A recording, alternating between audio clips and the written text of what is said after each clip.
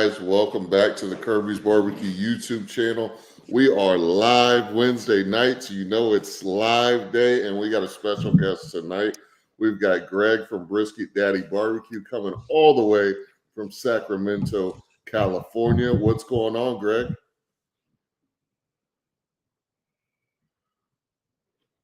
Uh-oh, I can't hear you, brother.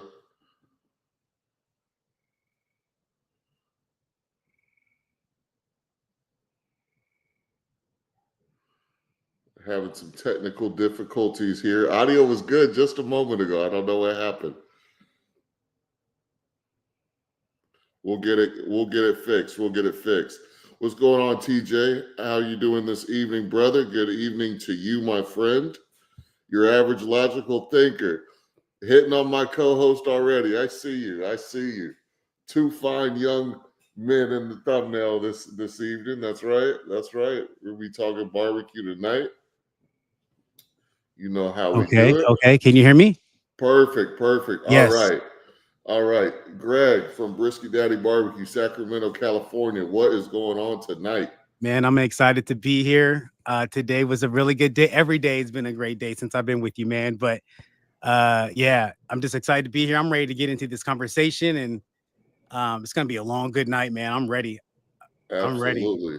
Absolutely. Thank you for the opportunity, man. It's gonna be good. For sure, for sure. Just always like to do kind of a sound check here. If you guys are watching currently, please leave I don't know, let us know that our audio's good. Let us know our audio's good before we start ranting and raving and we find out nobody can hear us. Let us know that everything. Give us a thumbs up. That's right. Give me a little bit of time to get this on the socials. Let's do it. Let's do it. Man, that's a killer background you got there, man. Killer background. Oh, man. Hey, like I said, I do video production, and I haven't been doing it for a while because I've been, spending hours in the backyard. Yeah. And I just, took out a couple converters, a video switcher, some lights, a couple cameras, and man, I'm ready to go. You're putting my background to shame, man. You got the firewood in the background. You got the vertical smoker. You ready to rock and roll? You're gonna have to make me a little studio, man. Yes, sir. Yes, sir. I even when I did some community cleanup, and this is one of the items that was just the guys just had out there, just laid up against the wall. And as I was cleaning up, I said, "Man, let me take this mess to the trash." And I got to the trash with all this stuff, and I said, "Wait, hold on. This can come in handy out in the backyard to cover up that fence line, because we gotta be in a commercial spot and keep it clean and sanitary and safe." So here I am. Here I am, just like that. That's right. Cal said, "You got the wood, but I got the smoke, my friend." Yeah, right. That's right. Oh, That's right. Well, Greg, let everybody know. Give us like a short biography, man. Let everybody know who you are, what you do, and what we're going to be talking about today. Yeah. So my name is Greg James, born and raised in Sacramento, California. And yeah, I went to Texas on some production calls. I run a lot of what you call B camera. So I grab a lot of, smiles, handshakes, hugs, conversation, throw packages together. And and that and corporate events. And so, yeah, we went to Texas a few times, and, went to Terry Black's, and just fell in love with brisket. Went to another spot, I think it was Rudy's, and just fell in love with brisket.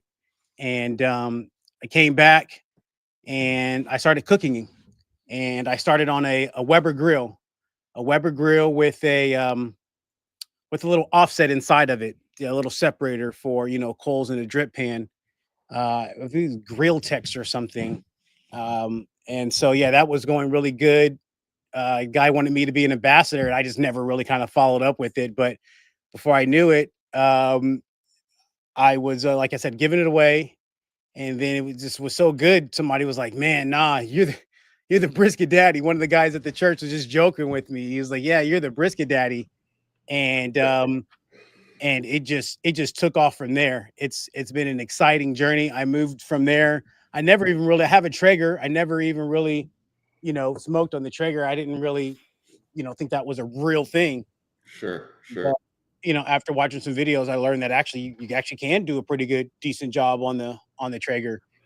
And so a friend gave me an offset.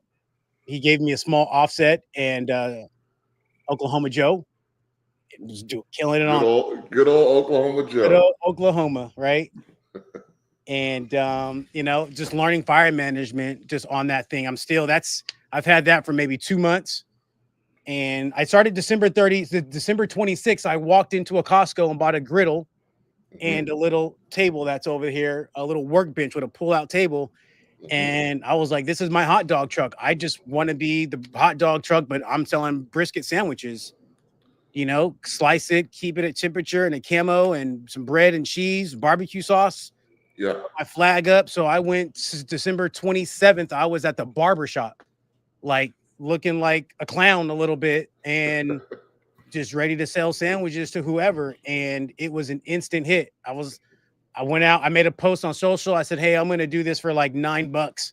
Come get a brisket sandwich. And I woke up in the morning and I was like, oh yeah, no, this needs to be $10. This stuff is good, And then I got out there and people were like, no, you need to be charging more. And then it's just grown. So Greg, yeah. was December, when was the first time you smoked a brisket? Was it in December? Oh no, the first time I smoked a brisket would have been in July. Before that, so 2020, 23. Maybe I've been cooking July 23. I'd have to go on the phone and start looking. And the first time you sold any brisket was December of 24. December of 24, yes. The first time I made brisket was Thanksgiving. I remember I'd do a smoke fried turkey where you smoke the turkey and then flash fry it. And I know I was doing that in 23. So I had been doing brisket since 23 sometime. Okay. And so you start selling brisket in December, right, of 24. And now we are in April 25. April 25. And you're rocking and rolling. You have what, 2, 3 smokers, a griddle, a little trailer. You've built up. You're out there selling. You're making more money at some of these events that I'm making in my weekends out there in California, man. And when we define events, that's my own pop-ups on the corner at the taco truck. So in California, there's taco trucks on every single corner. And I was like, yo, I'm just going to be the taco guy, but I'm just selling brisket. I just do something. So what I talk about on the channel, what I've been talking about for months on the channel about, hey, you just need to start. Like you're not going to be good at first. You're not going to have the best brisket at first. You're not going to have everything down at first, but you need to start. You need to do a pop-up. You need to go you don't have to break the bank, but you need to go get a little tent or a trailer or something you can do and just start selling your food and you'll figure it out. That seems like kind of what you've been doing. Am I right? It's exactly what I've been doing, just little by little, very, very slim. I had a customer on March 8th. I did a pop-up and I had all kind of boys from the church out there working for me. I love teaching the kids. I'm a producer at the church and I've got about 10 kids on staff and volunteers, actually not on staff, volunteer. But, all the older ones say, come on out, keep your pants up, show up on time. Hey, I told a kid the other day, if you don't pull those pants up, I'm not paying you. Like you're working for free, just to let you know, I'm not like playing that game. Right. And so, I'm paying the kids to come out and help me. And man, it's been a joy. It really has been. And it's been an experience that, some guys are saying, hey, I wish I would have done what you've done because I wanted to do this, but I didn't pull the trigger. And I'm kind of just watching you live my dream out. So what was that? It's funny you say that because every weekend I have people who say, man, I used to sell barbecue. Man, I used to do that and and the work got too hard for them or the days got too long or they weren't making money and, they stopped, but they see you doing your thing or they see me on the weekends doing my thing. And I think that there's a little bit of, I don't want to use the word envy. Envy's too strong of a word, but a little bit of like, man, that could have been me, right? That could have been me, yeah. Yeah. But I mean, so just to reiterate, like you start selling in December. Yep. You're rocking and rolling now. You're getting booked for caterings. You're getting booked for private events. You're continuing to reinvest into your pop-up business with the profits that you're making. You're keeping your full-time job, right?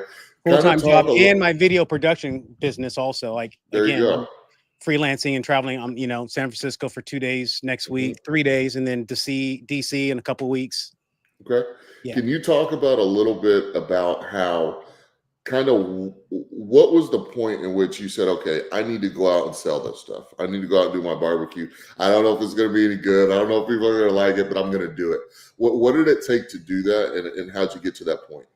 December 26th is when I decided, the 25th, that I just literally woke up the day after Christmas. I think it was the 26th, and said, oh, somebody, my friend Rich Estes bought a 22-inch griddle and from Costco. He got it for Christmas, actually.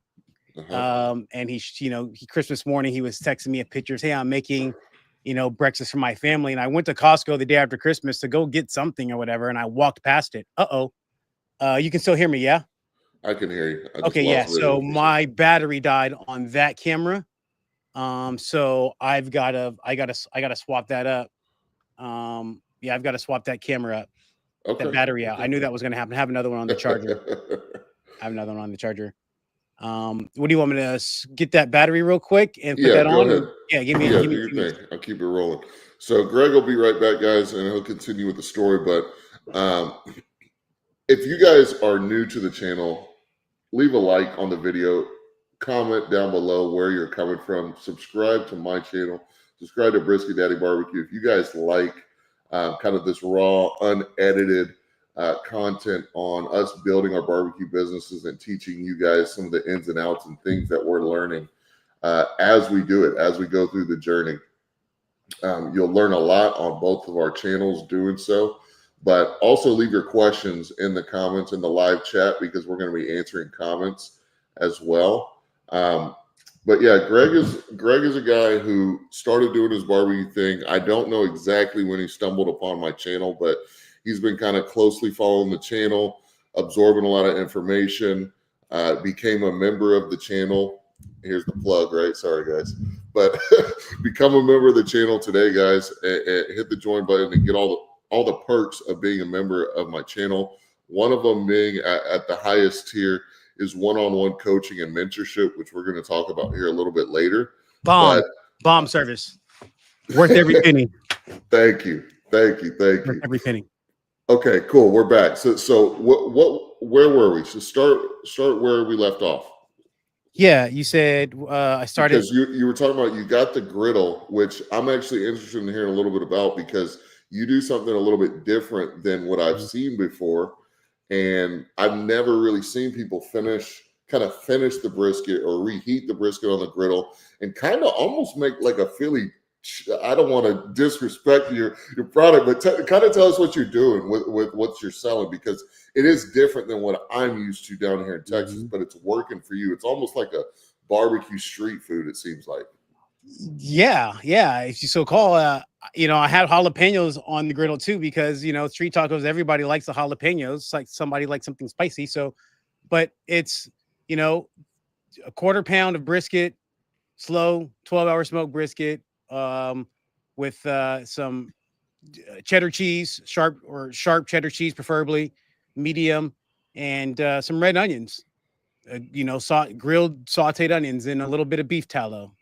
Okay. And I'm using the griddle to if necessary, to bring that brisket back to temp, and throw some tallow on it, and it comes back to life. One time, for instance, Sean was like, "Hey, I'm looking at your stuff, and hey, this brisket looks amazing. Like, I'd eat that, right?" And then, but in this other picture, that looks a little. So I'm not trying to like get on you, but that looks dry. And I said, "Hey, man, I cut this bad boy and I put it on the griddle and throw a little tallow on that and throw it with some cheese and sauce, and then I make a brisket barbecue sauce." I'm gonna give away a few secrets tonight, because each one reach one, teach one. So it kind of sounds like almost like a brisket Philly cheesesteak to me, man.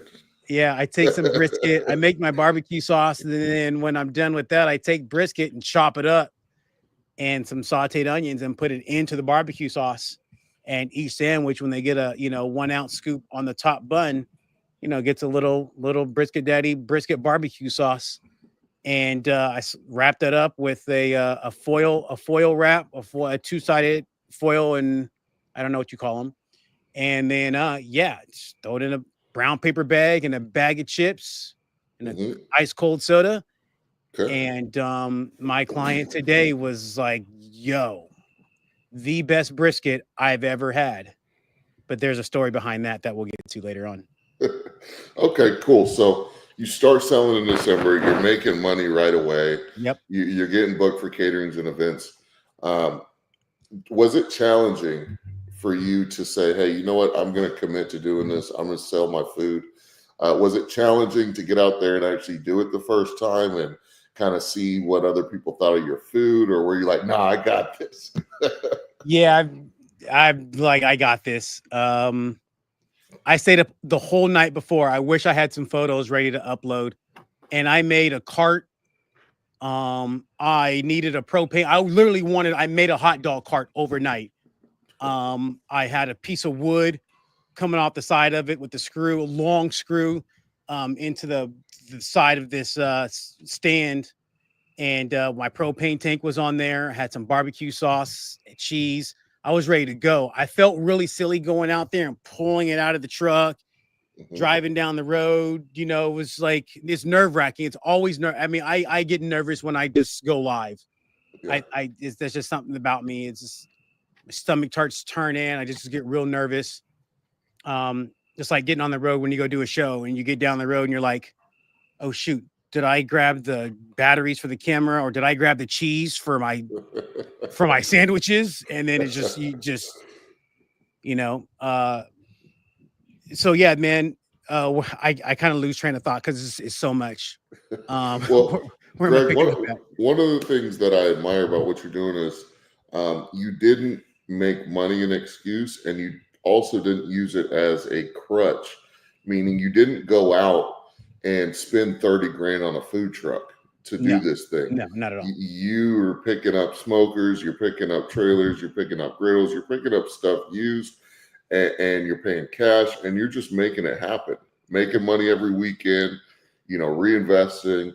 What was the strategy there, and where did you come along and say, because from conversations we've had, I think you probably could have went out and financed a $30,000 trailer and done that. But I always teach people, hey, you need to work with what you have, try to pay cash for the equipment that you're getting, and slowly build up to what you're doing, whether that's going to be a food trailer, a food truck, or a restaurant.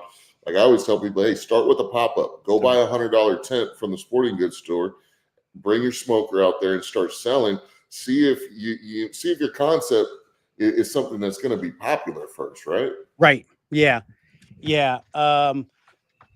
Man, it's really been an amazing journey. On March 8th, my birthday, I did a pop-up, and a customer said, man, I love what you're doing out here. Like, you got these kids working, you got your family out here. My wife's taking orders. My dad's on the grill. I'm on the trailer. My mom's working the griddle. So I found stuff on Facebook Marketplace and Craigslist. Like, I always love buying online and buying used. All my cameras, a lot of production equipment used if possible. If it works when you pick it up, it's going to work until you tear it up. And if it's too good to be true, it's not a good deal. So that's what I go by. And then on eBay, I buy it. I watch, and then I put my first bid in at 30 seconds out, and then 15 seconds out, and then 5 seconds out. That last second play. But I found a 48-inch jade griddle on Facebook Marketplace. Brand new. It's a $4,000 to $7,000 griddle. And this guy had it on Facebook Marketplace for $1,200. It's a 36-inch griddle and two 12-inch eyes. It's the real deal. And I get to his house on a Sunday after church with the family in the back seat, back in the trailer to his property. And he was just amazed at like my hustle and my game and our conversation. He said, yeah, man, I had this thing posted for much more. And a customer didn't, he showed up, he had an attitude. He was, really snotty. And he said, so I lowered the price, and the guy called me back, and I still didn't sell it to him. So, you know, here it is sitting at 1,200, and I'm getting out cash. And he goes, you know what, man? No, I like you. You can have it for $600. Wow. Okay. Okay. So tell us what your menu is right now. A brisket sandwich, a Brisket Daddy classic. That's the brisket with the piled high on the brioche bun. Brisket loaded fries. That's a bed of steak fries with chopped brisket. And it's then topped with our golden sauce. Our golden sauce is then layered, actually cheddar cheese, golden sauce, sour cream, green onions, and cilantro. And then jalapeno is optional on the side. It puts you go to sleep. So you're doing 2 sandwiches and brisket fries. One sandwich. So just the brisket sandwich. Yep. Okay. A classic brisket sandwich and the loaded fries. Brisket chili. Okay. And I have not used any brisket left over to make chili, just for the record. I got to make, I sell out. So I've got to make a brisket for the brisket chili. So 3 items. Is that right? Yeah. And then my dad said, you can't be a brother out here selling brisket and don't have ribs. Okay. So we got ribs. And okay. So four items. And chicken wings. Oh man, he keeps adding stuff. Yeah. All right, 5 items. Pork bellies, and that did great. But my dad was like, no, you need ribs. And then, so sandwich. Yep. Fries. Yep. Brisket chili. Okay. What's the next one? Hot links. Ribs. And chicken. Okay. Baked beans. Potato salad. But you didn't start with all that though. No, I started with just a sandwich. Okay. So the reason I ask is I'm trying to give a real good lesson here is that when you just first started out, all you were doing was selling the brisket sandwich. Yes. So one item. And I tell people when they first start, you know, you want to try and be as profitable as possible, because if you go out and you lose a bunch of money, you're not going to want to go out the next weekend. Right. And you don't need a big menu when you start. You just need to get your name out there, and you need to prove that you can sell some food. That's correct. Starting with one item with the sandwich is great. And then, you know, maybe a bag of chips and a soda, and you're good to go. So truth be told, that's all I really want to do. Like, I just wanted to be a hot dog guy, but just with brisket. I just want one item. Like, I don't need all the other fries and stuff. That was just from mentors and people in my community or surrounding saying, hey, yeah, you need to get to that $20. You need to get that whole $20. Like, yeah, I was pricing my sandwich when I first started at like $13. And he was like, yeah, that's a great price. People are buying that like hotcakes, right? I'm going off of quantity, not just so much of that just high dollar amount and less sandwiches, right? Sure. So, but he was like, you need to find something to get you that whole 20. Yeah. And then that's when I did the brisket fries. I was like, I'll just do brisket fries for 20. Okay. So you started in December. You're at about 5 months in now. What has been your biggest sales day? The fries. Oh, biggest sales day? Yeah. Dollars. Dollar-wise. Like clear or like just coming in? Just coming in. Just revenue. 2,400. 2,400 in a single day. In a single day on a pop-up at a corner from me posting on social media and building a community.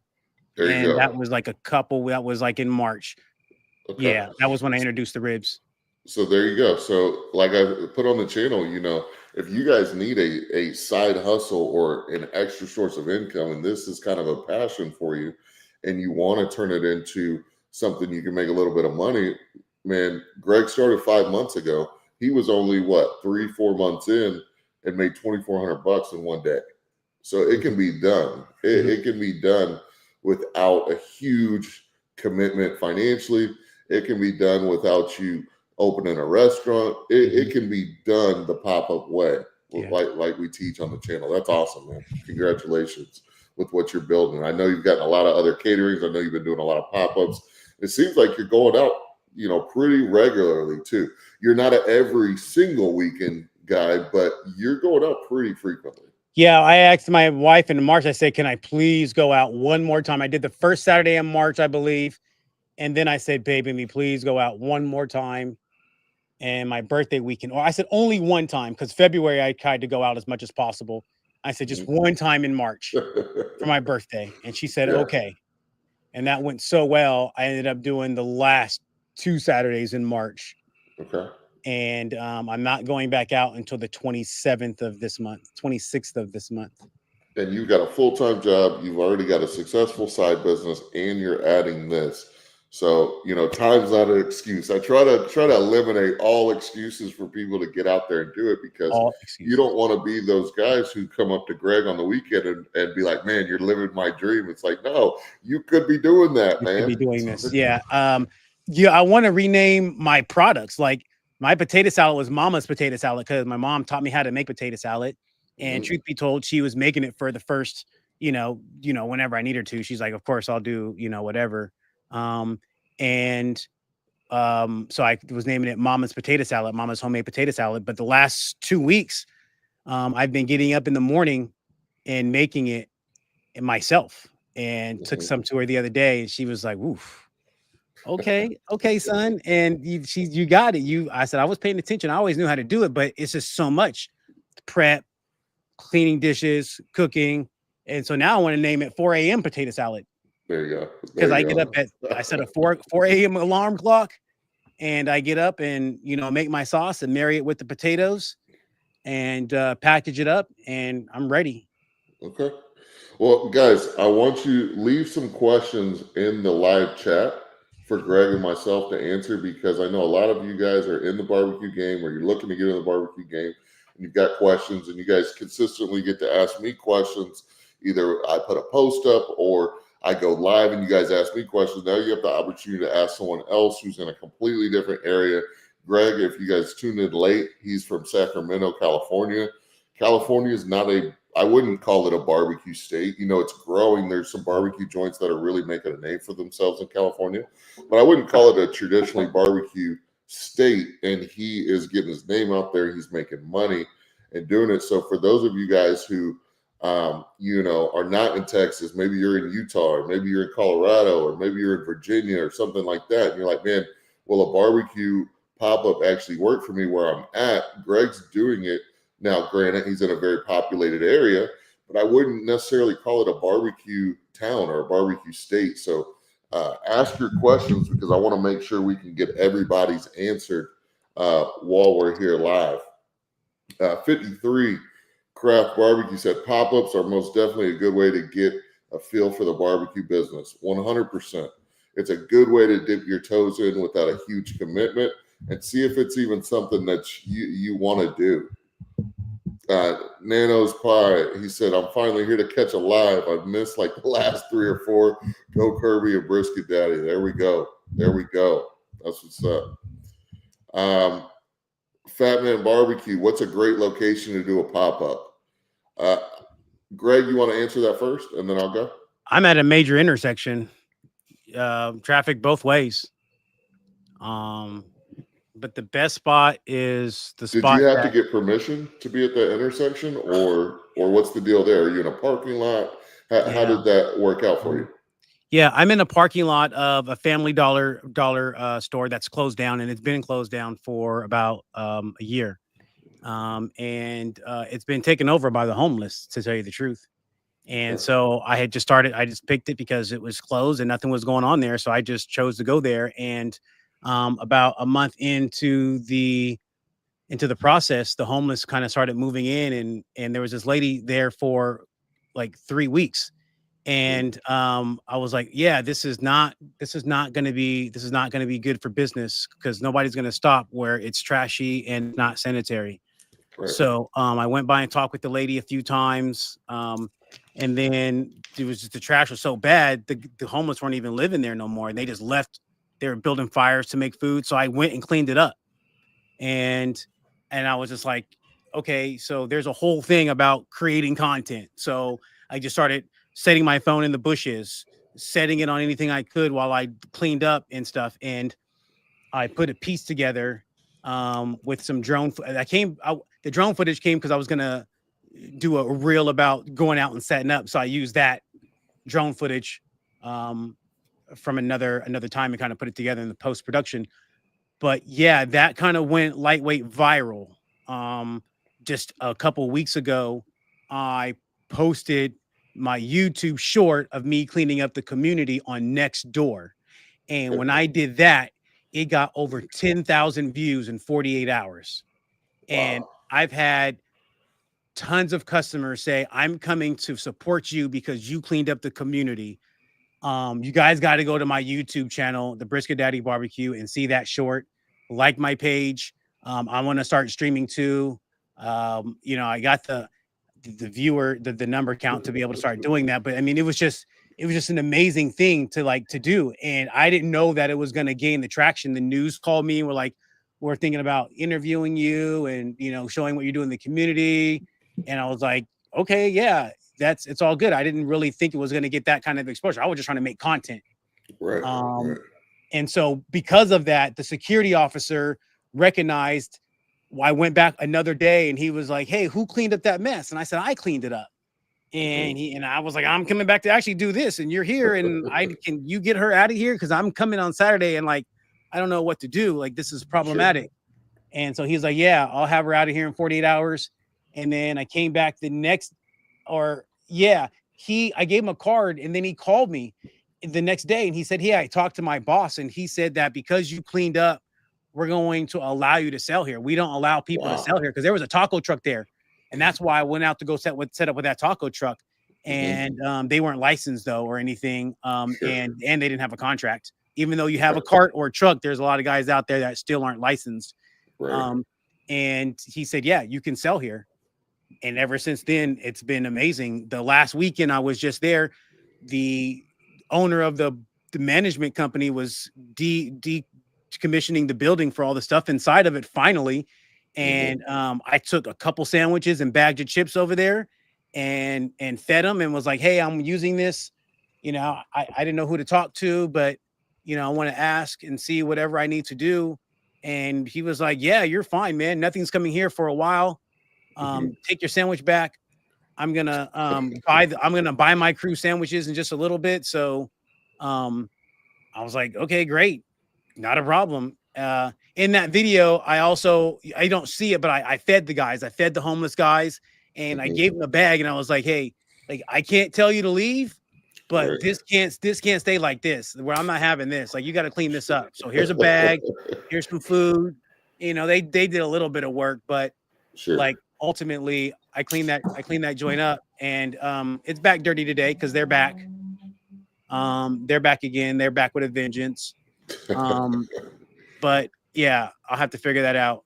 Well, that's a great story, Greg. I appreciate you sharing it with us. And I haven't known you a long time, but I know you well enough to know that when you were cleaning all that up, you were doing it for the right reasons. You wanted to make sure the area was clean. You want to make sure it was appealing. It was sanitary. You want to make sure you had a nice spot to traffic both ways or one way if possible. Yeah, and you didn't even film yourself feeding the homeless. You see a lot of people on YouTube who will go out and say, "Hey, we're feeding the homeless," and they'll put it all on video, which is fine. There's nothing wrong with that, but just the fact that you weren't making that content to go viral. You weren't making that content to say, "Oh, look at how good I am. I'm a good Samaritan."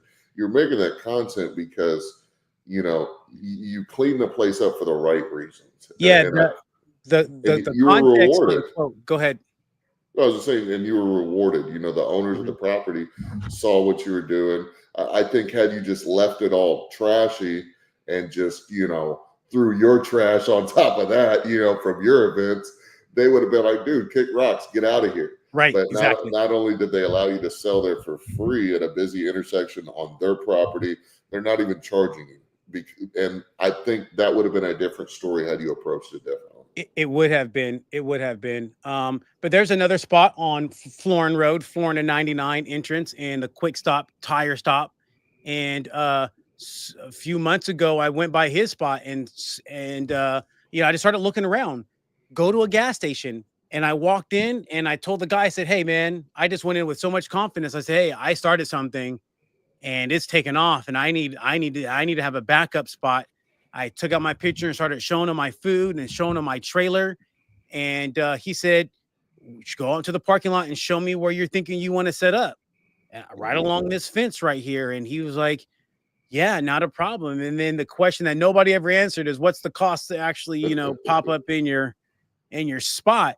And he's like, well, we did it for a food truck guy before, and he was kind of new and got him going really well. We only charged him like $100 a day, but I'll do you for like $50 a day. You can do $100 for a Friday and a Saturday.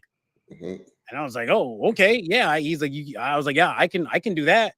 Even if I don't make any money, like, just fine with me, And so I haven't even been back to pop up there. I drove in one time and he wasn't in the office or at the Quickie Mart. But just to let him know, hey, I'm still in my other spot. Thank you for the opportunity. If anything ever happens, this is where I will be. Not a problem. I want to have a spot ready to go. But I would say to people, go somewhere, ask, find out what the cost would be, show them the pictures, and let them know. He doesn't want me to sell sodas. There's so if I go there, just food only. Right. So they can go in the gas station and buy. Yeah. But the way around that is a pre-order, right? Hey, right. Hit me, make a page or something, pre-order your meal. And you pre-order a meal and you prepay for it. I'm bagging it up and I'm putting a soda in that bad boy. Right. So y'all ask, wow, so y'all don't need permits to park in lots. No, you don't need a permit to park anywhere. And I love this question because people always, this is what I tell people when they're getting into any business, especially a business like barbecue, is, it's almost better to ask for forgiveness than to ask for permission sometimes. Now, in some respects, like ask if you're parking somewhere, obviously ask the owners of the property if you can get a hold of them, but as far as, permits for lots and things like that, that's not something that, people have jobs. Their job is to come tell you you're doing something wrong. Let them do their job. Don't make that an obstacle for you. Go out and do your thing. Don't be afraid to do it. And if somebody comes along and says, hey, you need this permit or that permit, you say, okay, no problem. I didn't know. And you go take care of it and you do it, but don't make it an excuse not to get started or go make your money. Not at all. But I would encourage people to get their food safe certification. Yes. And even if it's just not the manager's level, I would say get the manager's level because that's what you need. It's not that much more expensive, and it's not even that much more expensive. Yeah, it's. How much did you pay for yours? It's definitely under $50. It's like $50-$60, I think. Yeah, I think it was 125 here. California is expensive. In Texas, I think we pay like $60, and you're in there. You go online, you just type in food manager license certification. You can take an online course. It'll take you maybe 4 hours. It's super easy to do. You're going to learn some stuff along the way, and and you're going to feel more confident in yourself because you have more knowledge. You have more knowledge on what you're doing in the kitchen and serving, and you're being food safe because you took that. And it's mostly times and temperatures.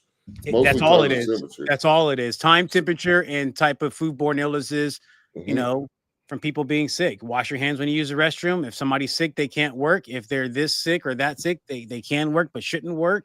And then, 40 to 140, 40 to 140. And hot water, sanitation, 3-compartment sink. It's gonna teach you almost everything in the food certification course, and the things it doesn't teach you, you can go check out my channel because I post all that stuff on how to set up your pop-up, man. Yep. And I am where I am today because of Sean Jones. Like let's not get that like twisted at all. I started watching Sean's content January maybe, and he has taken me from how to get the business license, how to get the food facility permit, how to prep, how to make the barbecue sauce.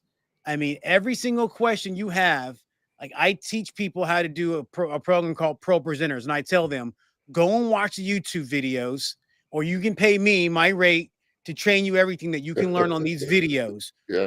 But Sean Jones's videos on his Facebook page, on his YouTube page, will give you everything you need to know to be 100% successful in the barbecue business. I mean, barbecue or any kind of really food related business, For sure. 100%, hands For down. sure. Like I would not be here if it wasn't for him. I appreciate the Yeah. kind words. I appreciate it. Yeah, for sure. 53 Craft Barbecue said it's the regular certification is $35 in Texas. The manager with the course with the test is 65. Minnesota's a little more expensive at 155, said Fat Man Barbecue.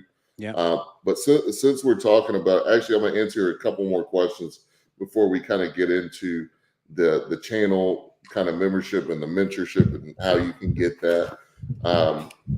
But I want to answer this a couple questions that I missed. Nano's Pie said, how many hours of service did it take to make that 2,400 on a sales day? That's for you. How many hours were you out there? That's 11 a.m. to 4:30 p.m. Okay, so 5.5 hours to make $2,400. There's a lot of people in the chat right now. There's a lot of people in the world right now that are making $2,400 for the month. Or $2,400 in 2 weeks on their check. And you were able to do that in 5.5 hours while having fun, while doing your passion. Of course, it's hard work, right? Yes. We're never going to discount that, but 5.5 hours to make $2,400. That's why I tell you guys, y'all can get out there, start selling and make some money. Mm-hmm. So it's 5.5 hours of that time. There's a lot more other time. There's a lot more other time, but that time starts at 4 a.m. That's right. That time starts at 5 a.m. When you get up and tiptoe out of the bedroom and you get into the kitchen and you hear people snoring, that's the time that you need to be working. That, I was telling people, you make your money at 4 or 5 a.m. It just comes later in the day. Right. Yeah. So I smoke brisket, start some potato salad, make the sauce, stew up something. I mean, there's just, get your ribs on, get your turkey on, get your stuff on the smoker, man. Get the stuff on the smoker. 4 or 5 a.m. But 5.5 hours, Nanos, you make your 2,400, man. Cal Career Coaching said, how do you guys keep up with social media and all the commitments? Is it important to do social media or go viral?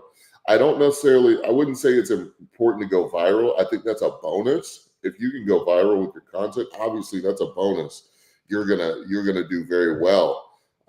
As far as keeping up with social media and all the other commitments, I think you just have to make a commitment to your business and what you're doing. I see career coaching, so that may be your business.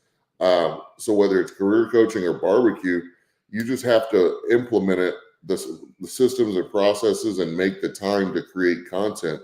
Because I'll tell you what, I have a small YouTube channel, but I was monetized in 90 days. No, it's not a lot of money. You don't make a lot of money on YouTube making content, but it's the awareness of the business and the connections that you make. I've met a lot of people through YouTube that I would not have met otherwise. A lot of connections, a lot of barbecue people who are in, Texas Monthly's top 50 have reached out to me and messaged me on Instagram and other platforms because they saw my content on YouTube. And like I said, it's a small YouTube channel, and I'm relatively new to the barbecue game. And I would like to think that I'm doing things the right way. I'm trying to help people out, not leave out details that a lot of other barbecue YouTubers leave out, and try to get you guys the content to be successful. But yeah, you need to make a commitment to whatever business you're doing. You do. And part of your marketing plan should be social media. And the main reason is because it's free. You're not going to get better advertisement for cost than social media. Yeah, you're not. I have a business planner through the SBA and business coach through the SBA, and as she's pressing me for my cost and all the hard paperwork stuff and thinking things through for setting up the LLC, she's like, your marketing is amazing. I'm like, I've always had a passion to, in my video production company, go to businesses and say, let me shoot video content for you for free for the day. and then slave at the house and put it together. And if you like it, we'll come up with something of trade or, you know, cashing me out. Right. And it never happened. I never did it once. Yep. Until Brisket Daddy Barbecue. There you go. And you know, I always said I would never do vertical video because I'm a video producer, and I don't think I've shot more vertical video footage in the last 4 months than I've. You need to get some actual videos out on YouTube, man. You know, right? I had like 20 subscribers when I went to. I got to 50 subscribers in almost like 20 hours. And then I got up to 100 subscribers on the YouTube page in like a week or two. And because I wanted to be able to have the option to go live. And I just haven't even had the time to even go live on YouTube. I got 107 subscribers now and have 4 videos, 4 shorts at 30 seconds each. Just imagine what would happen if you start posting videos. Just imagine what would happen if I start saying, hey, guys, you can do this too. You can do this too. Colbert Universal LLC, batch content, schedule posts, leverage cross-posting platforms. Yes, I see you, Chris. Thank you for hopping on, family. Yeah, I mean, absolutely. That's great advice. Colbert, batch content, schedule posts, leverage cross-posting platforms and AI. I saw that. I think that's great advice, but I'll be honest, I don't even do any of that. Well, I do the batch content. I do batch content. If you guys see me in the restaurant and you see me in the same clothes in several videos, it's probably because I batch. Or, I don't really have a lot of clothes. I'm not really a clothing type of guy. Like I got 5 black grunt style t-shirts I wear. I got 1 hoodie, the come and take it hoodie you guys always see. I don't really, I'm not a fashion type of guy, but yeah, batching content is huge. But honestly, the cool thing about making content for barbecues, you're always doing something. Just film while you're doing it. Just film while you're doing it. While you're doing it. And I'm challenged. I was like, how do these guys do that? Like, it's a lot of work, especially when the guys are hiking and they set the camera down the ways and they're walking up and they're showing them multiple angles. It's a lot. I did that when I went to go set up one time and I got a little behind, but it's definitely worth it. Yeah. You just got to plan it out. And whatever time you think you should be leaving to go set up or get up to start, you need to add on an hour or 2 because like I just get nervous. I just start running around looking for this and looking for that and trying to remember this. It's just nothing worse than getting somewhere and you don't have something you need. It's just very sickening. For sure. If you guys are enjoying the content, go to Brisket Daddy's channel and subscribe to it. He's got some shorts on there you can watch. Great videography, great food he's serving. And go over there. He's going to be posting some longer videos very soon. I'm putting the pressure on him. And if you like the content that we're putting out tonight, if you have it in your heart, if you have it in your wallet, leave us a super chat if you can. Y'all is always leaving super chats. Don't let her flex on y'all. All right. We know she got the bag. We want to see some of you other guys throwing some money in the chat, man. But Anthony said, what or how many proteins should you start off with? Brisket Daddy told you 1 brisket. He was serving brisket sandwiches in a brown paper bag, making money. You need to, if you're new, just start serving a brisket sandwich on a brioche bun with a bag of Lay's potato chips and a Coca-Cola, a can of Coca-Cola. All you really need for that is a cooler to keep the Coke cold, your box of chips, and your brisket sandwiches, man.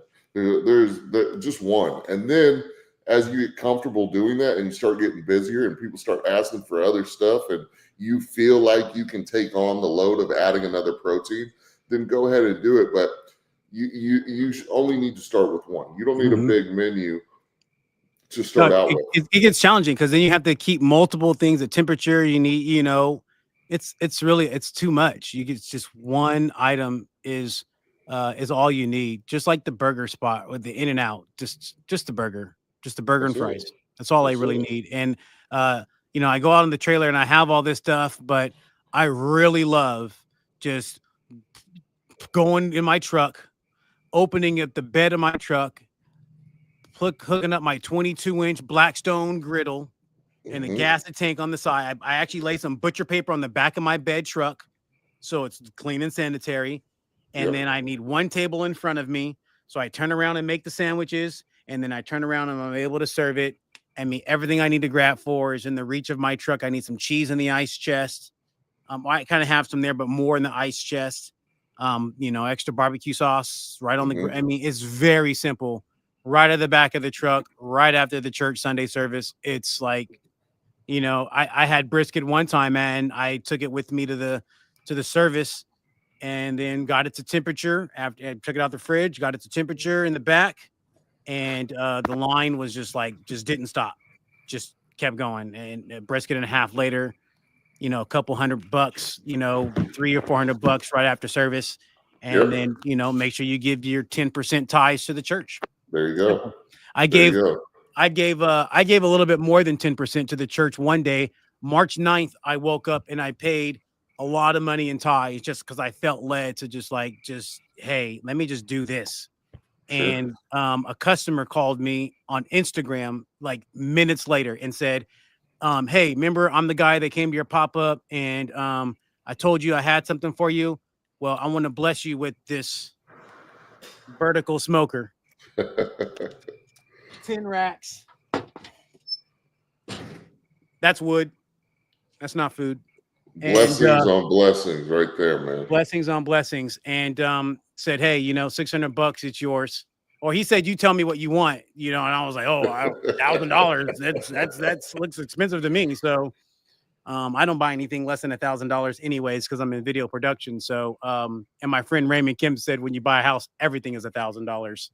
So he said, go ahead. Somebody once told me, cool shit ain't cheap and cheap shit ain't cool. Right. So he's like, no, man, you're overthinking it. Just give me $100. I mean, sorry, give me $600. Yeah. So I was like, okay, let me go get my trailer. I'll be right back. And then I get to his house and I'm like, hey, one better. I want this to be like my testimony. Like, you give this to me for free and I'll give you the $600. Because when I left his house, he was like, hey, I have a 14-footer smoker with a 48-inch griddle and 2 deep fryers that you can use whenever you want. You just give me something for it and you can use it whenever you want, right?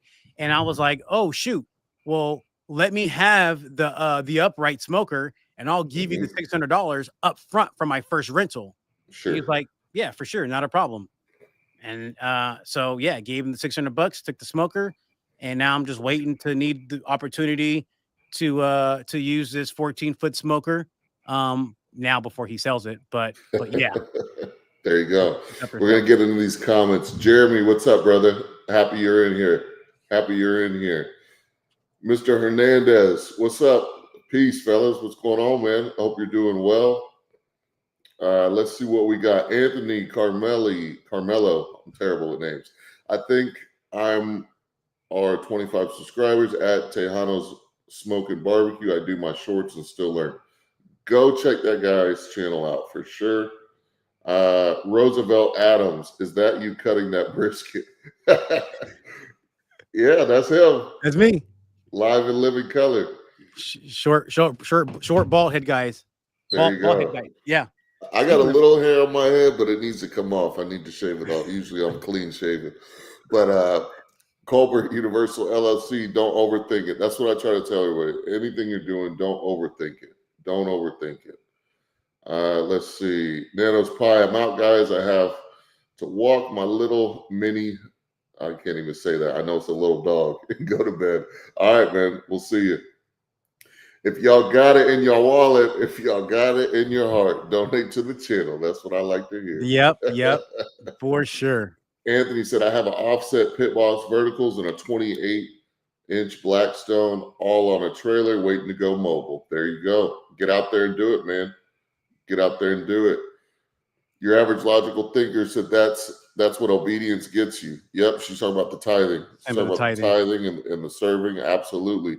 If you guys like some good content, go check out Your Average Logical Thinker. Greg, you need to go check out. Yeah, I will. I definitely will. She posts very frequent content. Yep. And she's always talking about some very interesting cultural topics.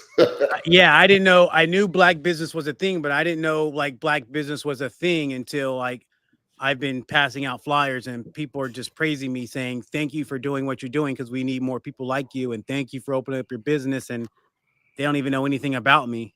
But yeah, 100%. I love it. I love For it. sure. For sure. Now, guys, stay tuned. Okay. We're going to do a very short plug. Okay. A very, very short plug. Okay, Greg. But Okay. Greg was one of the first people to join the channel Yep. at the highest level. I can't remember what I call it, but my man's going to get a free pound of brisket when he comes through to Houston for our grand opening, which we're going to talk about here shortly. Yep. Got a big announcement on the grand opening, but becoming a member of the channel has a lot of different benefits depending on what level that you're a member of. But at the highest level, Greg became a member, and I started mentoring him shortly after. And Greg, I just kind of want you to briefly talk about your experience with becoming a member of the channel, kind of the perks that you've gotten and how it's helped you in your business. Yeah, by subscribing to the channel, yeah, you know, my man, I'm gonna call him my man now, called me and said, you know, thank you. I think actually reached out to him first and I would just started like asking a few questions of him. Right. I just asked you a Yep. few questions and then you responded at some point. I think you answered like a few questions. And then at some point you were like, hey man, like if we want to work something out, you just shoot me a few bucks and like I'll, you know, mentor you through this. And then like I think it got quiet for like 2 weeks. And he was like, dang, I didn't capture that money. And then and, and then on the channel, he had like introduced this whole, you know, join the channel and at different levels, which is a whole thing that I do know about and want to tap into of the different offerings. And I love supporting people. Like I that's just what I do. I love teaching people. I love investing in people. And so I was like, hey, I'm going to sign up and I'm going to invest in him. And then I don't even think like I didn't even reach out to him. Like really, I didn't even reach out to him after that. I just gave. I just gave my offer. I paid my tithes again. And then out of the blue, or actually he called me before I joined. He called me and we had a 1 hour conversation on the phone. I was sitting to go into the Bible study and he called me and was like, hey, this brisket, this brisket, that. And just like, man, your content, this, how long you been doing this? Oh, what? Like, I can't get away with you what you're getting away with. And then 2 days later, a couple of days later, I was like, yeah, I'm just gonna subscribe to this thing and just, you know, see wherever this goes. It's, you know, it's $50, it's $100. Everything I do now, I relate to just staying at home and buying a video game. Like I told my wife, you want me doing this or you want me to go buy a motorcycle? Like you want me to go buy a $40,000 motorcycle and ride around? Or do you want me to like be playing video games? Like, what do you like? I don't know. I work. This is what I want to do. And now she's able to see like I have cash. Like I have, you know, cash, cash, and it's great because I've really never been in that situation. I've always depended on that coming through on the, you know, the employer and that sitting in the bank. But now I have something that, you know, the man can't get because he don't know about, and I'm loving that. Yeah, like what's his name said, IRS is entered the check. Right? Yeah, you can but but be hey, here if you want to. I do the mentoring at the $50 level, not because I'm trying to make a bunch of money off you guys. I do it because I want to make sure people are serious when they want to talk for an hour or longer, like me and Greg went on the phone plenty of times, kind of guiding and coaching and teaching them what I've done to be successful in what I'm doing so far, everything from the cooking to the Thank you, 50 prepping, Degree Craft Barbecue. Thank you, sir. everything from the prepping to the cooking to the permits to the selling. All that good stuff is stuff we go over in our one-on-one coaching calls. And that's why I think it's valuable, is because you can join the channel for $50 and join as a member for $50, and then you're going to get unlimited access to be able to reach out to me, ask me questions so that you can be successful in your business. You can either spend months to learn something or you can pay $50 and I can tell you exactly Overnight. what you need to do to be successful with your business. Literally overnight. So it's a cheat code. It's a cheat code. basically. Cheat code. But anyway, that's the very shameful plug right there. That's the very shameful plug Yeah, right there. it was worth it. It was definitely worth paying this small fee to have you one-on-one access. I mean, I call him if he's busy. Obviously, he doesn't answer, but he's calling me back. He's texting me back. He's looking at my videos. He's looking at my pictures. Just yesterday, we spent 2 hours together yesterday. Yeah. Yeah. And he took me from night to day or day to night, whatever Let time you me come. tell you something. Let me tell you something. This guy's briskets were looking pasty, man. And today he had a damn good bark on his brisket. A damn good bark. You know, he's in California, so he don't really know. There he is. He don't really know what that Texas brisket looks like. That bark that's so black you think it's burnt. But look at that brisket he's got there. He even brought a little bit. You know, it ain't perfect, but it's getting there. It's getting there. He got some bark on there right now. Yeah, he got some bark on there. You know, that brisket's been sitting there for a hot minute, but he's got some bark on there. It was. Would you say this was? And obviously, you know, that's kind of old. It's been sitting there, right? But yeah, it's been here for the last. How would you say your brisket today turned out compared to what it has been in the past, based on what we talked about? I would say 100 times better. Just I wasn't getting my meat hot enough, and I was following the rule book like to the T. Wrap at 165. You take it off at 203, or 200 to 203, and undercooking it sometimes because I cook on a Thursday night and I'm going out on a Saturday. So I'm trying to cook it a little under so I don't overcook it because I want to let it rest. And then I'm going to be reheating it back up on the griddle, just playing and understanding how I need to cook it. Cause sometimes I'd get out there and I'm sawing through a brisket. And then sometimes I get out there and my mom was like, oh yeah, this one's nice. Right. So, but after working with you for 2 hours yesterday, my brisket went from here to here, like overnight. And you'd say your customer saw a difference? My customer today 100% saw the difference. He sat down with me instead of his employees and said, my guy, you have something here. Every customer came and said, this is some of the best brisket I've ever had. And I was getting that before last night. So as of today, like I have a friend coming over. He's walking any minute, and it's amazing. Good. It's Good. amazing. She said not a pasty brisket. Yeah, right. Yeah, I wish I had some pictures of stuff. Yeah, you can see him on the photos, a few photos. Cal Robot said, "Hey, Brisket Daddy, fix Kirby's lighting on his camera." Yeah, I gotta upgrade. I gotta upgrade some equipment. Brisket Daddy's gonna help me do that, man. He's gonna help me upgrade some equipment. We'll take care of that we'll take care of that in a couple of months. I know we're gonna be probably talking about that there, but here's that point here. I mean, it wasn't like this at first.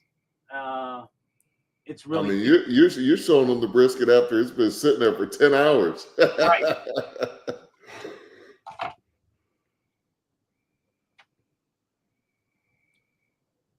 Yeah, I mean, before it was pretty stiff, man. The briskets were coming out pretty stiff. Now the brisket you served this morning was moist. It was melt in your mouth. It looked really good. It looked really good. Colbert Universal LLC said that price needs to go up, sir. Yeah, I mean, $50 a month is what it is on that level. But I mean, you get, like I say, you get a lot of value for that $50. I'm not trying to hit people over the head with a big cost. We'll do barbecue classes in the future and stuff, and there'll be, higher prices for that. But oh wow, when people are trying to get their business off the ground, I'm just trying to help them do that at an affordable price. That's good. Anthony said, "What did you smoke it on?" You did it on the Oklahoma Joe, right? That's the Oklahoma Joe. There you go. 12 hours. And I only wrapped for maybe 45. I Let me close this up. I seen a fly flying here. They said, not sure about that struggle brisket, but his multiple camera angles and lighting is top tier. Yeah, that's what he does. He does video production. So his stuff's top tier. I need to get my video production stuff up for sure. Just But a note, I do talk food about service and it's top tier also. that. Yes. I mean, dude, you're doing things a lot better than I've seen a lot of people do. Everything you're doing looks, sanitary. It looks like you're taking very good care and intentional about the way you're setting stuff up. So that's good. Anthony said he's proud of that brisket. Very proud. Like I noticed the difference, and I'm just a foodie. I've always wanted a restaurant. The cookout was kind of an idea. You go to online and make a website. I had the cookout. This started as Greg's Backyard Brisket.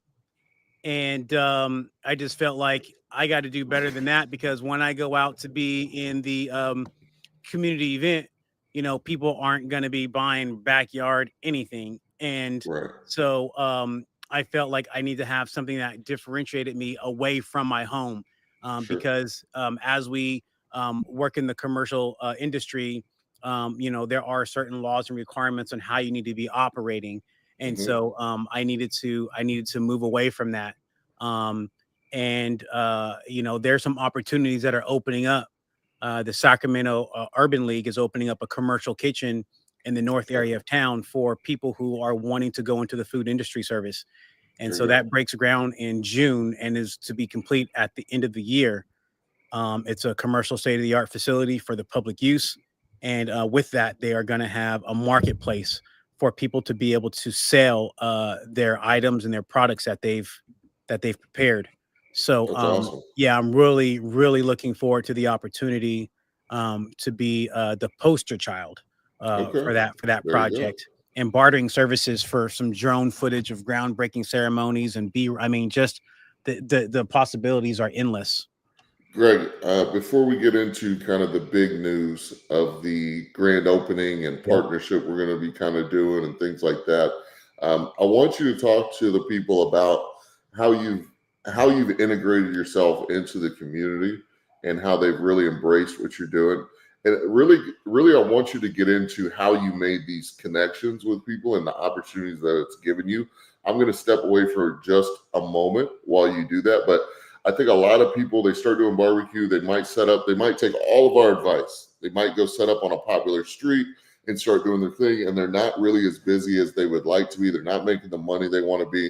So the missing key there is kind of integrating yourself with the community and making those connections. So can you speak to that? Because I think you've done a really good job at that so far.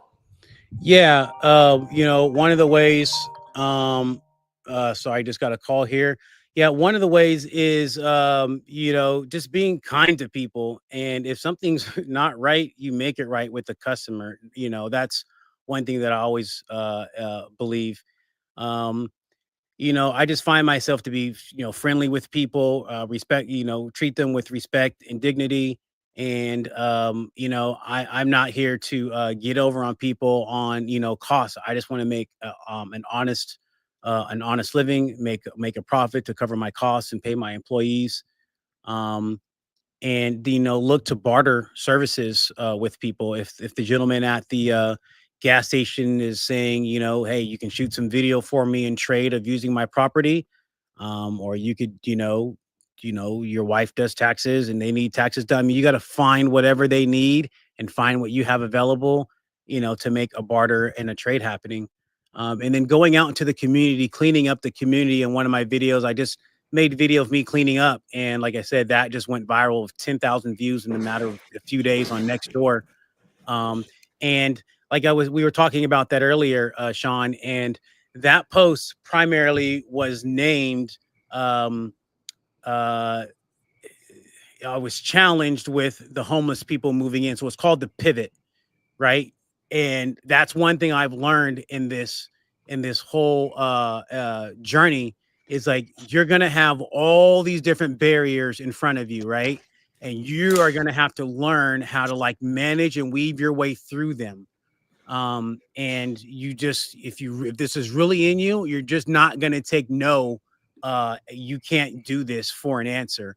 I, did a few things that put barriers in front of me. And, I've said, I'm just going to just do what I got to do. You just got to get through them. You got to find a way. You got to want to do this. And that's what I've done. And that's what I've done. The guy who gave me the grill, the smoker here, I've stayed in contact with him. He wants to sell me a really big smoker now. And I just like building friendships. My wife told me one time, was like, man, your friends are coming from the Bay Area. Like they're traveling an hour and a half to come and support you. Like, your friends from high school and stuff like that are coming through and people are supporting me. And I find myself to be friendly. I like teaching people. I train kids at the school, at the church, right? The more I teach them, the more I learn, the more they learn. I have some guys that started when they were like 8 and 9 years old, and they're my, A1s, which is the main audio guy for the sanctuary, or they're working the live stream audio. One young kid is coming in and he's, running a whole Tuesday night Bible study on his own. And then I'm hiring him to come out and work with me on the food truck. Right. So I love giving back to people. I love putting what I have in me into other people to allow them to grow. And with their growth, I grow instantly. So I hope the same is for Sean. Him teaching me and showing me what to do is going to enhance his brisket to the next level if it can get there. But it will also take his coaching abilities to the next level because he'll understand, some things that he was teaching with me that did or didn't resonate. And he'll, it's all growth. Like you got to get up and you got to just do it. Yeah. And two things that stood out to me on what you said is number one, building relationships, like Colbert University said, is in the barbecue world, you have to be outgoing. You have to be able to build relationships. And if you're not that outgoing, if you're kind of introverted, then you need to have somebody on staff, your wife, your friend, your cousin, somebody who's going to be able to help you build those relationships. And you got to start to try and come out of your shell as much as you can, because people want to know who they're buying from. People want to know who they're supporting. And the other thing that stood out was that you wouldn't have people driving from an hour away to come try your food if you hadn't committed to what you're doing. It takes that commitment, putting your name out there, starting your brand, starting your business.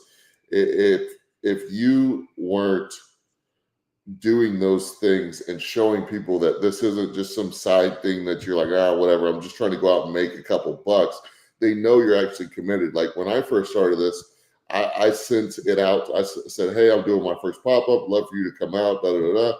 And the guy texted me back. He was like, oh, it seems like you're fundraising. I'm like, no, bro, I'm not fundraising. I'm starting a business here. Like, if you want to come get some good food, you want to support the business, support the brand, awesome, bro. But just know this ain't a fundraiser. Like, we're not fundraising here. We're starting real businesses, serving real good food, and trying to become a part of the community. So that's what stood out to me, man. On what Chris, you said. Chris Colbert, Colbert Universal LLC. I really want to talk on that. I have a mentor also in the Bay Area who came out this way a couple weeks ago, and he took me we went to 4 different barbecue restaurants in the area, and we tasted the same thing. We tasted their ribs, their brisket, and their hot links with their beans and potato salad. I am very proud to say, I'll just start with this before I even get in there, that I do have the best baked beans and I do have the best potato salad in Sacramento. Hands down, I can confirm that. One guy had his baked beans were pretty decent, but I do have the best baked beans and potato salad. Going back to Chris's statement, this gentleman who took me out to the restaurant said, you want to remember customers' names. You need to know every customer's name. I've had repeat customers from day 2. I have repeat customers on day 2. And Sean, I knew I had something when Sean was saying, when you get repeat customers, like I was day 2. And and remembering their orders. I have a lady, she has a couple kids, and she got 4 brisket fries. So she showed up last week, and I seen her pulling into to a parking spot, And I was like, I need 2 fries down, like right now. I got 4 fries coming up because I already knew what she was gonna want. And then she got to the window and she was like, I just want 1 fry. I'm going back to work. And so and I already had like a couple of fries kind of frying up, and she's like, "Oh, I'll get them. Don't worry about it. X, Y, and Z." And nope. You only want 1 fry. I got people who want fries. You know, there's a little bit of loss every now and then, but I feed the homeless when I'm out there. The homeless are still there, and I feed them. Hey, you want a sandwich? There was one time a customer was like, "I'll pay for his sandwich." I was like, "Okay, great, thank you. I appreciate that."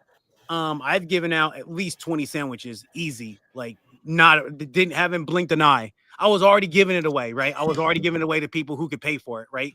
So what's going to prevent me from giving a bowl Sunday, Saturday, Friday night? One of my volunteers gave a flyer to one of his classmates. The classmate called me Friday night and said, "I want brisket." I said, "I'm not going out Saturday." He says it's for 4 or 5 of my friends. I said, "I'm going to the store." I go to the store and buy 4 briskets, and I make 2 of them. And I make a social media post that says, "I'm not going out, but if you want a sandwich or if you want a meal, a dinner, sliced brisket, beans and potato salad, like hit me up. This is where I'll be between this time and this time." The boy shows up. He orders 2.5 pounds of brisket, right? And then like people from the church kind of start coming out and getting a few sandwiches. I've got friends calling me. I've got like 3 or 4 people showing up, picking up, a few orders that I just did on the back of my truck, slicing my stuff up, wrapping it in the butcher paper, beans, potato salad, no sandwiches. Yeah. No sandwiches. And then I worked all night at the church and then it was like, I gotta like get these 2 briskets out. When am I gonna I don't want briskets in my refrigerator. So something was like, go out on a Sunday after service. I cooked, stayed up all night, made 2 briskets, made more potato salad, made 1 can of baked beans because that's all I had. Sure. And I went to bed. I started at like 9:00 p.m. Like we talked about those briskets still being a little bit like frozen, right? Yeah. And all night Cooking frozen brisket sucks. cooking frozen brisket sucks. It does, right? That's a whole nother conversation. And few hours of sleep every now and then, getting up, checking, looking timers, wife getting really upset because I'm breaking her sleep. Yep. And then the sun rises, and then I go to sleep for like a couple of hours and get up, go to Sundays, manage the Sunday school, manage the Sunday service, leave as soon as they say amen, went out and set up in like 10 minutes. And then like a few people from the church came down, 2 community people who just see me there, with a tent in the back of my truck. And it was great. Just There you go. like you got to just make it happen.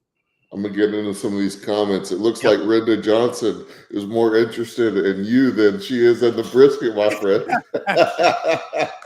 I'm not gonna read that comment, but it's been on screen for a minute, so we'll move on.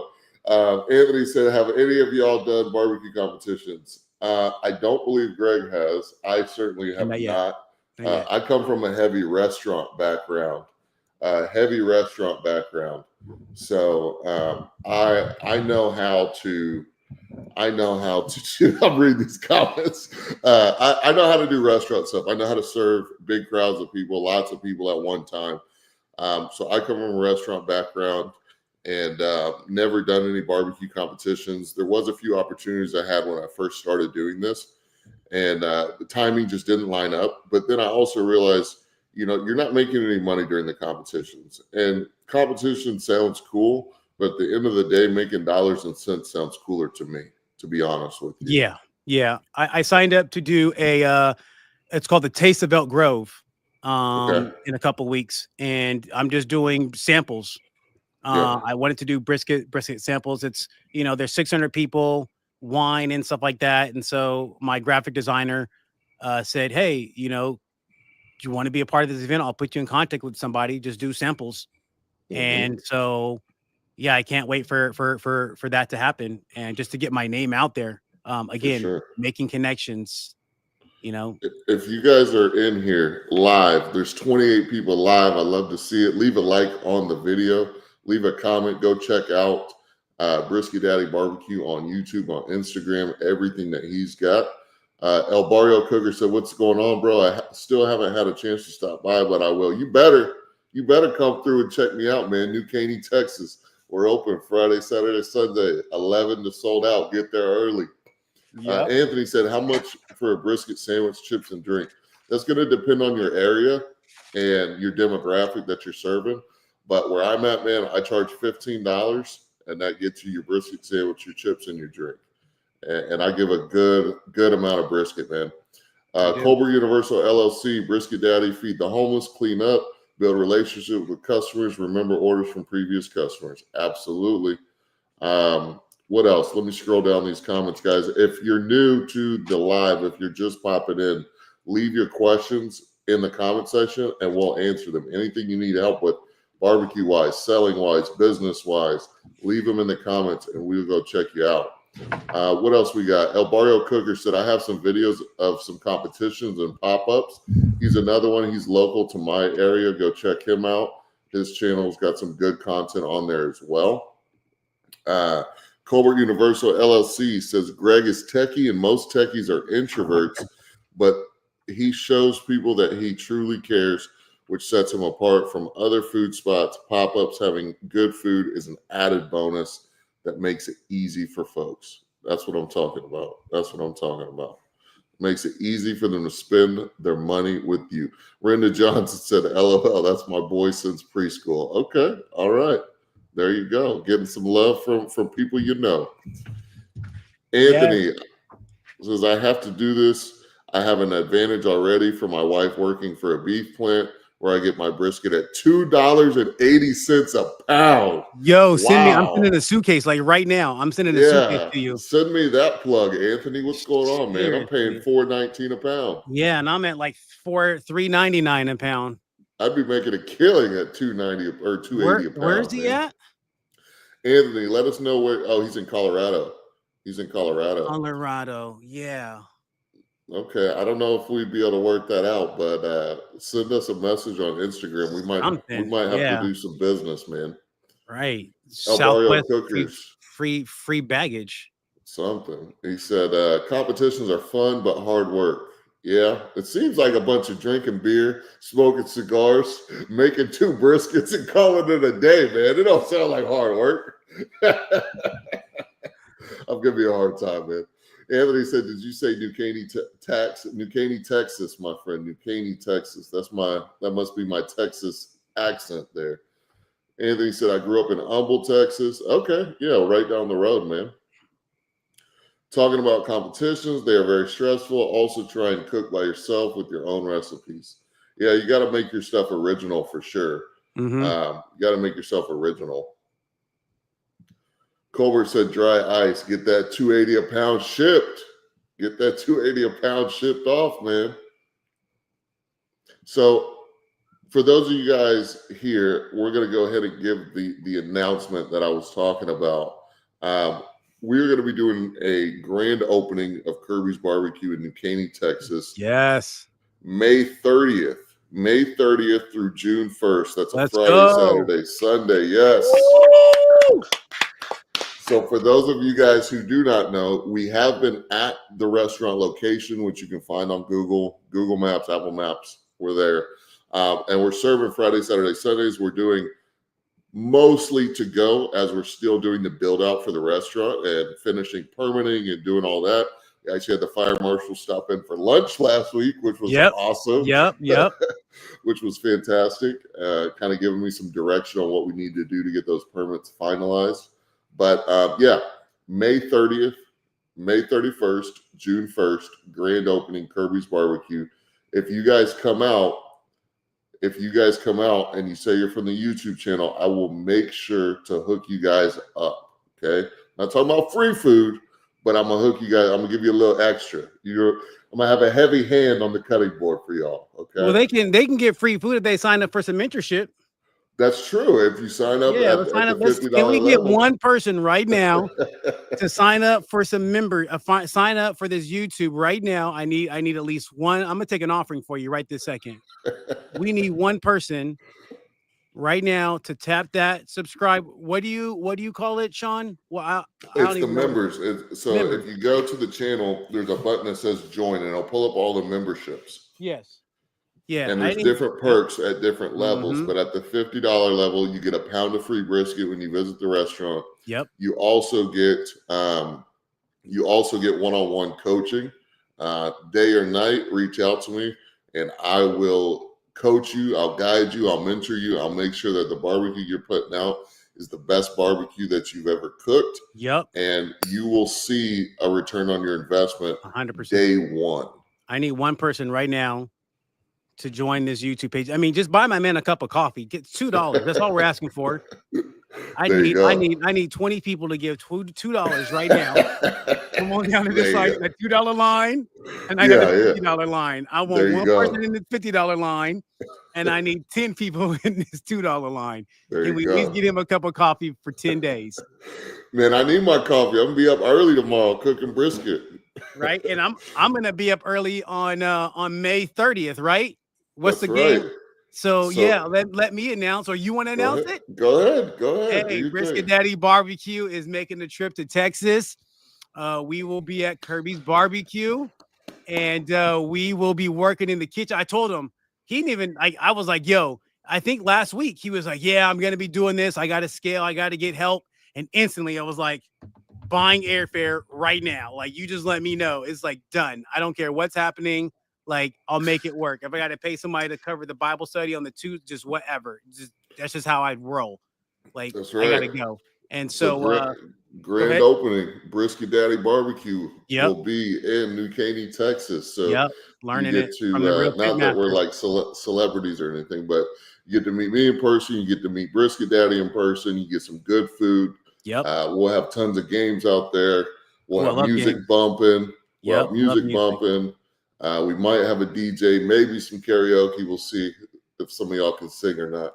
But it's going to be a good time. It's going to be a good time. May 30th, 31st, and June 1st, grand opening. Book your tickets. Drive up if you're in Texas or somewhere close. I know I got a lot of truck drivers who listen into the lives and the videos. You know, make a stop in New Caney. Come check us out. Like you said, you'll get to see all the behind the scenes of what's going on and really be a part of something that I think is going to be really, really special. Very special.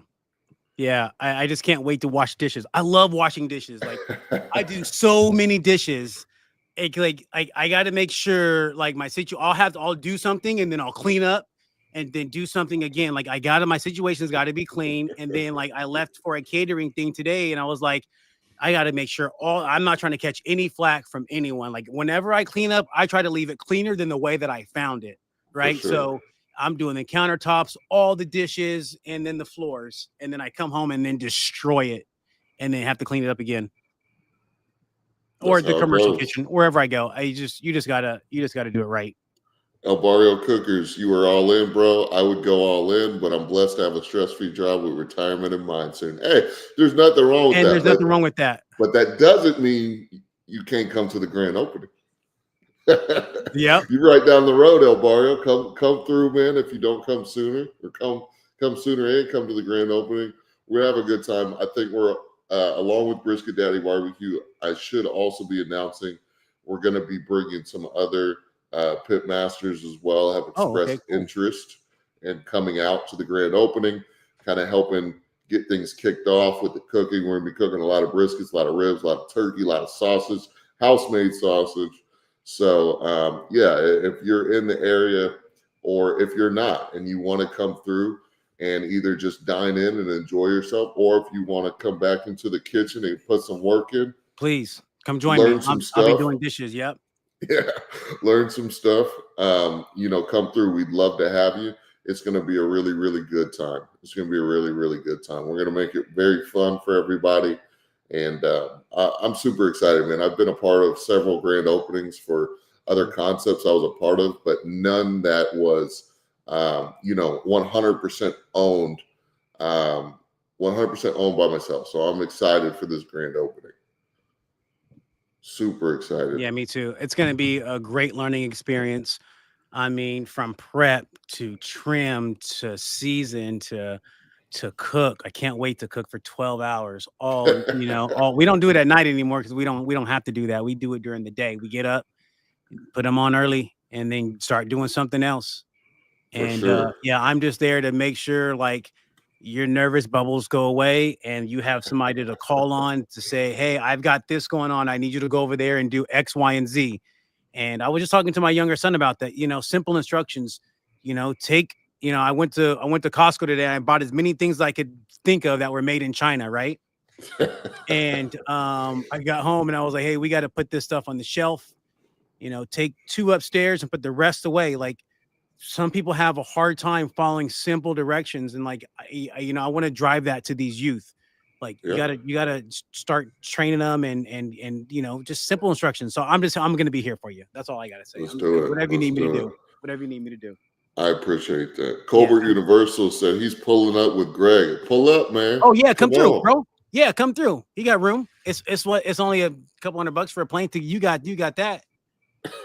Come through.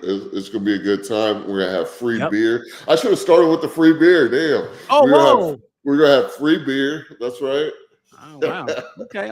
Look at that. I don't even drink no more, so that's good. But hey, I got water. I'll drink my what are those cans of drink called? I forget the name of. They kind of look like a beer, but they're not. You can get you a mocktail or something. Yeah, mocktails. So so will you be serving alcohol? Well, you have providing free beer, but do you have a liquor license, or are you going to be what? We never. No. That. So the spot I'm at, they don't allow liquor, which is perfectly fine with me. That's all. I've done liquor in the past. It's a whole nother liability that I'm okay with doing without. But we will be doing free beer. There's a loophole in Texas. I would say a loophole. It's a rule. In Texas, you're allowed to give away free beer as long as people are not obligated to, purchase something. You can give away free beer to your guests in line and things like that. So that's what we're going to be doing. That's what we're going to be doing. TJ said, I'm down with coming up and volunteering for the Grand Opening. There we go. Come on, TJ. All the way from the swamp, Louisiana, man. Come on. Hey, that's an easy drive. Can I get you to join this channel in the $2 line? He's on. He's a member. TJ's a member. Thank you, TJ. I got one. I just need one more. I need one more. Yeah, TJ's a member, man. TJ was actually my very first member on the channel. Oh, I was your 100th YouTube subscriber. Were you really? I was your 100 YouTube subscriber. I logged in. I was like 98 on one account, 97 on one account, 98 on another account. I was like, I have 4 subscriptions with you for sure. There you go. Yeah, there you go. Because I got YouTube Prime or YouTube Special premium on one of the premium. Okay. Yeah. Uncle T's barbecue. Dang, I missed the stream. What's good, man? What's up, Uncle T? You didn't miss the stream, man. We're still here. Running, I got all kind of energy. Yeah, you did miss a lot of good stuff, so you have to go back and watch the replay. But no, we're on. Ask your questions, man. Love to have you at the grand opening as well, my friend. Come through. El Barrio Cookers, what's the progress on your smoker from Paul?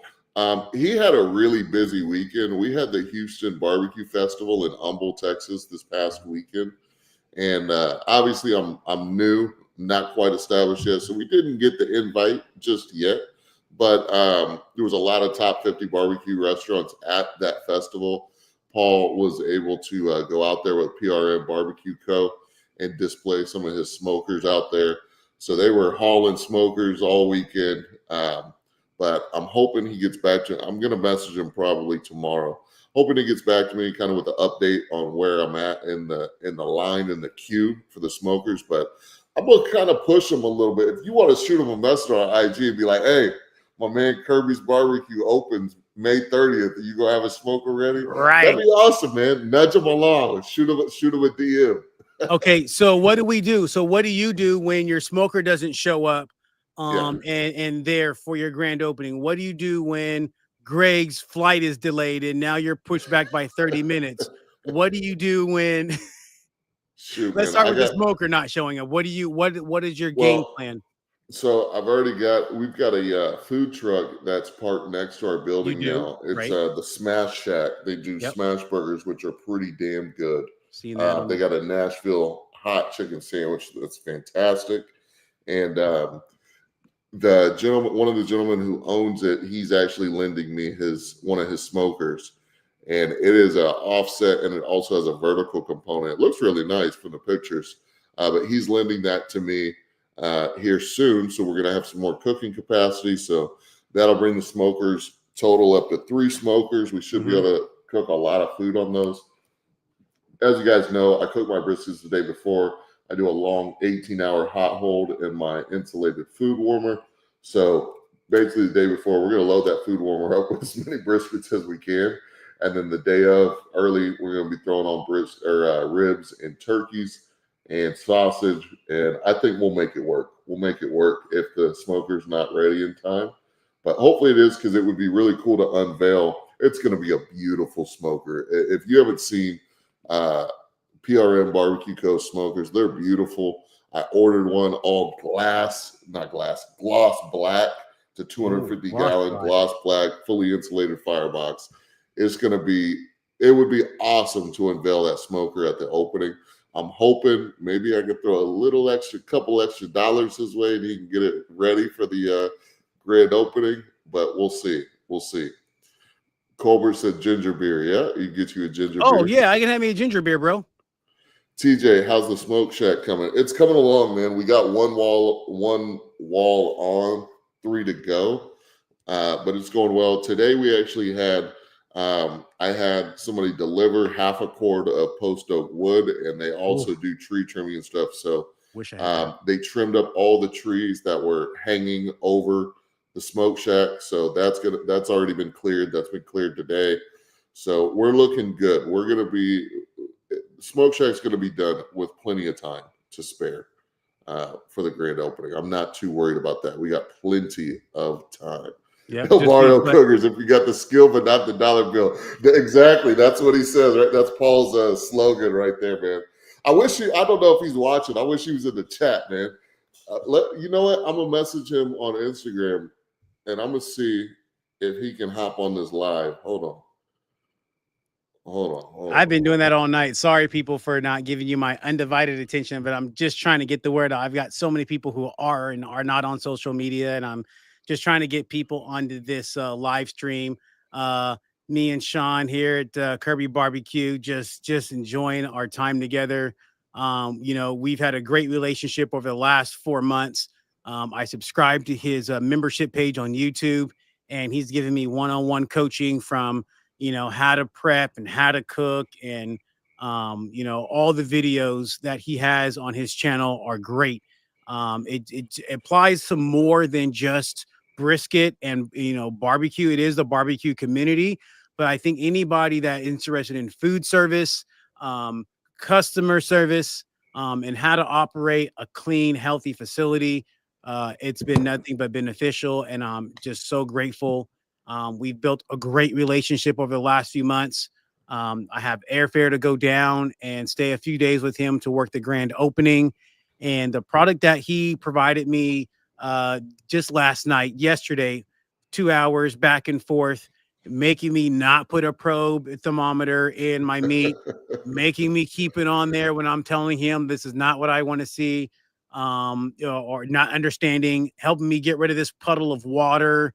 And, just my brisket was great. People loved my product. It's now here overnight. And I did a catering event today at a great company, Gunther's Collision and Repair here in Sacramento. And I fed their employees for a luncheon with brisket sandwiches, bags of chips, 4 a.m. potato salad, and a soda. And the guy was just ecstatic. I mean, he was like, we're definitely having you back. And then when I started talking about that smoked ice cream and peach cobbler, that's when they really went crazy. So, that's all I'm going to speak on that. No questions, but that is definitely coming. It's just been a wonderful journey. I'm so grateful for the community and the family that has provided support. And I'm going to keep driving this until the wheels run. I've got kids to get through college. I started this because, come on in, man. I started this because, here's one of my future workers right here. This is one of my future. This is one of my volunteers right here at the church. He what do you do, Asa? I work in the cameras at church for the media team. Yeah, we've got a Panasonic the 150 remote control and a couple cameras, and he runs the camera ops, and he runs 2 mean cameras, huh? Yeah. Do I yell at you a lot? Yes. A lot, huh? I be getting on you guys, huh? I don't play. Like, no, we got, Hollywood does it right. We got to do it right. So there you go. There you go. Yeah, I lose focus way too much on what I was talking about. But yeah, this has been an amazing journey, and I'm so thankful for meeting you and our relationship, and I can't wait to come out and help you. And let's get back to the comments and see what's going on. For sure. So El Barrio Cooker said, "I got you, bro. I can pull it with my rig, dude. That would be awesome. The more smokers we got out there blowing smoke, cooking briskets, the better. I mean, people are going to see all them smokers going, and they're just going to be stopping. There ain't going to be nowhere to park. I'm telling you right now." Let's see. I'm trying to hit Paul up to see if he'll hop on live real quick. So, Greg, if you can help me out so there's no dead air. Okay. Yep. I appreciate it. So I'll make an announcement. I'm not for sure if here, Asa. Have your dad try this. I had a friend come over. I'm giving it away. Is your dad coming back here? Yeah, I need him to come back here and show his face too. He's been one of this is the guy who named this is the guy right here who made it all possible. He's coming a little bit. But I bought a smoker today. I bought a Traeger at Costco today. I gave them my money, and I am about to put this other one up for sale because I need to sell the other one. I don't even know what model it was, but it was on sale, and it was a special, and a member only special, and I felt like I just had to do that. And the goal is to be able to take, because right now what I'm doing is I'm taking my dad gave me an open bed 12-foot trailer, right? It's 12 feet long by 6 feet wide, and it's got sidewalls that come up 2.5, 3 feet. And I have ice chests on one side. I have my 48-inch griddle at the back end. And then I have a 6-foot table to where we make the brisket loaded fries and we make the sandwiches. I even put a little deep fryer on there. I found a deep fryer for $100. I was trying to get one of those big gallon fryers and stuff, and it was just like, but I burnt up 2 electric fryers with my generator for some reason. I don't know the voltage or wattage, fried those. So I bought this new smoker today at Costco because I can cook more on it, and it's electric. So I have a DJI battery, right? I can take this smoker out with me and plug it into my DJI battery. I've got up to 1,000 watt hours, and this only runs at it peaks to 200 and then it goes back down to 57 watts, right? Amps or whatever it is. And I can run that all day on a battery. So that would be way better than having to take out my smoker and lighten a fire just to be able to do chicken wings. I'm doing chicken wings on the smoker. What else am I doing on the smoker? Just kind of keeping food warm, sandwiches, right? But at the commercial kitchen spot, I'm now able to take 4 briskets and put them on this thing and season them up the same way and use the right chips, and I'm going to get the same results that I get. Well, I won't say the same results as we get on the wood, but it's going to be a really good product. And because I've gotten great product from my Traeger smoker that I have now, and I can only do 1-2 briskets on that. So I bought that with cash today, right? I paid $1,500 cash for a new smoker. I have another Traeger that I'm going to sell for $600-700 on. As soon as I get off this, I'm posting that, to cover that expense. I've got a couple bikes in the garage that I'm posting up and going to sell. I got a Peloton upstairs that I don't ride anymore. I'm selling. So I'm selling off some stuff. So I'm just not accumulating stuff, and I'm just kind of just shifting money. Sure. I'm just kind of just shifting money around. Did your guy get online? Go ahead. I talk too much. Go ahead. No, you're good. So we'll see. It might be a little late for Paul. We'll see. But if we can't get him on from PRM Barbecue Co., we'll get him on another live stream. I know this is an audience he would definitely want to get in front of it. I think you guys would get some value because he makes some awesome pits. And I think if anyone's looking for a smoker, it'd be good to hear from him and what he's got going on. But we'll see if he reads my message or not. But Fat Man Barbecue said, what kind of software that you use for your business? So I'll answer this one first, and then I'll let Greg answer it. So I use Shopify. I've had a couple e-commerce stores in the past, and so I'm very familiar with the Shopify platform. So I created my website on Shopify. I use their POS system, which integrates perfectly with the website. And then they have this tap and chip card reader that's super small, super portable, and it works great. So basically, I have an iPad that we use for taking orders. They can use the little tap and chip to go ahead and pay with a credit card, and it integrates perfectly. I can see all my numbers on the same dashboard as my website, and yeah, so that's what I use. What about you, Greg? Yeah, so cash is king, so that's the way I want to operate. A, right, and then B, I have Square, and it's 2.9 or 3% plus 15%. And I'm currently not charging a fee, but moving forward, I will now be charging a $2 processing fee for every transaction, whether it's $13 or $50. Maybe I'll have my my coach talk me through that, but Yeah. meaning like if I get to more than $20, then the processing fee will be $3 or something. I'll work that out, right? But Yeah. but like my wife said, whatever, make it easy. Don't make it convenient for me. Make it convenient for my customer. I don't want to charge $13.95, $15.95, or $15.50. We'll talk about that. Okay.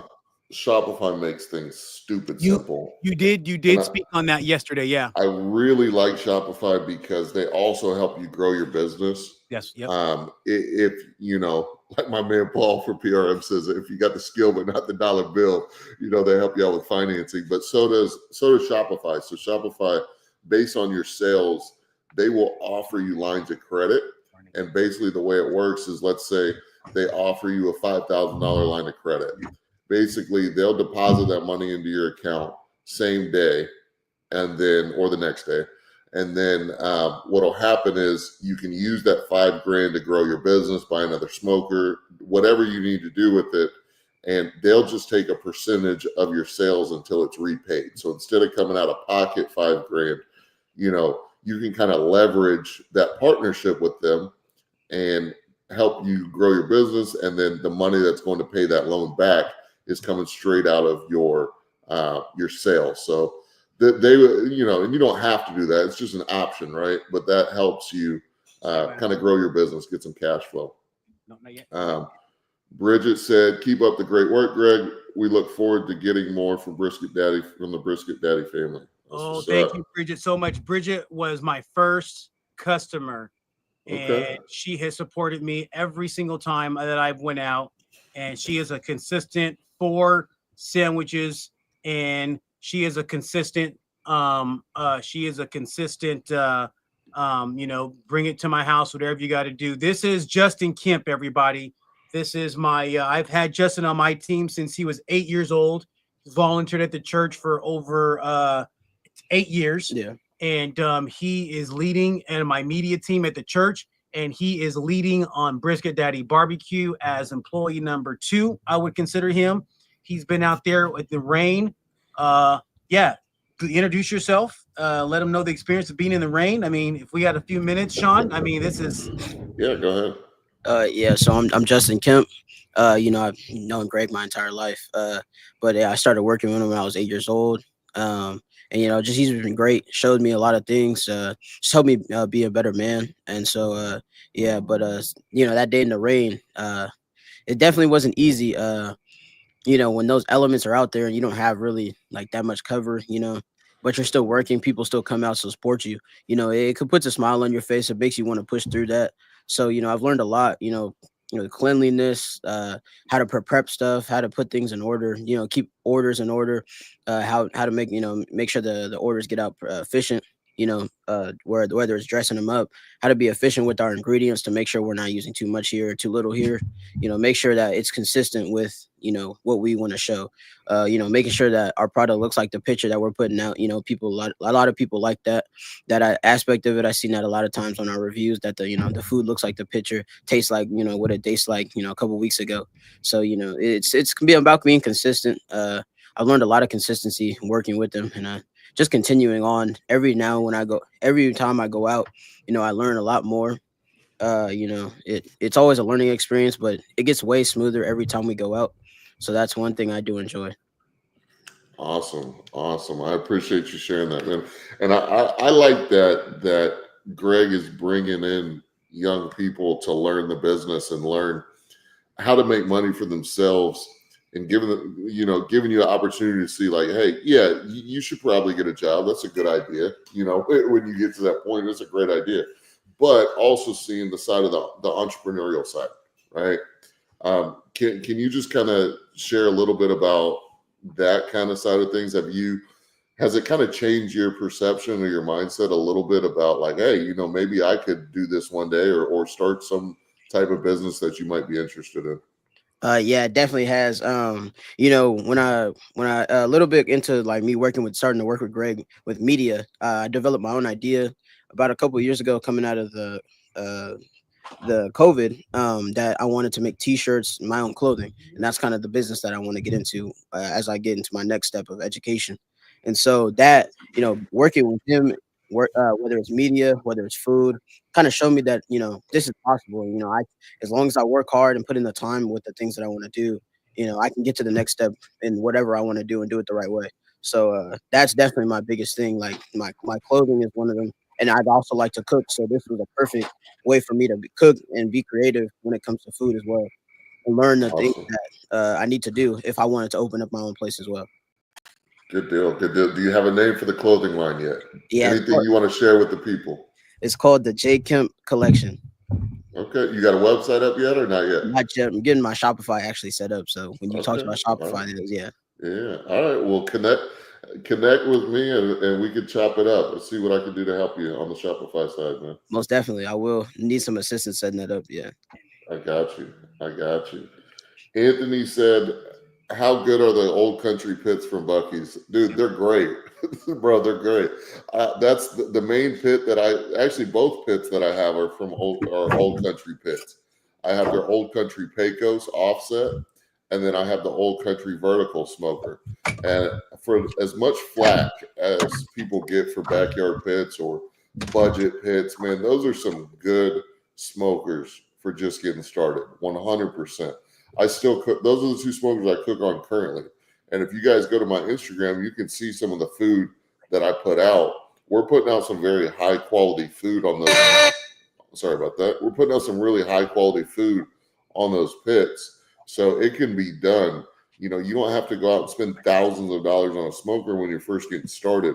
Now, you'll get to a point where you may want to, because you might be able to produce a better product. But yeah, those pits are great. The old country Pecos that I got, I think is $500 at Academy Sports and Outdoors. I know they sell them at Buc-ee's too.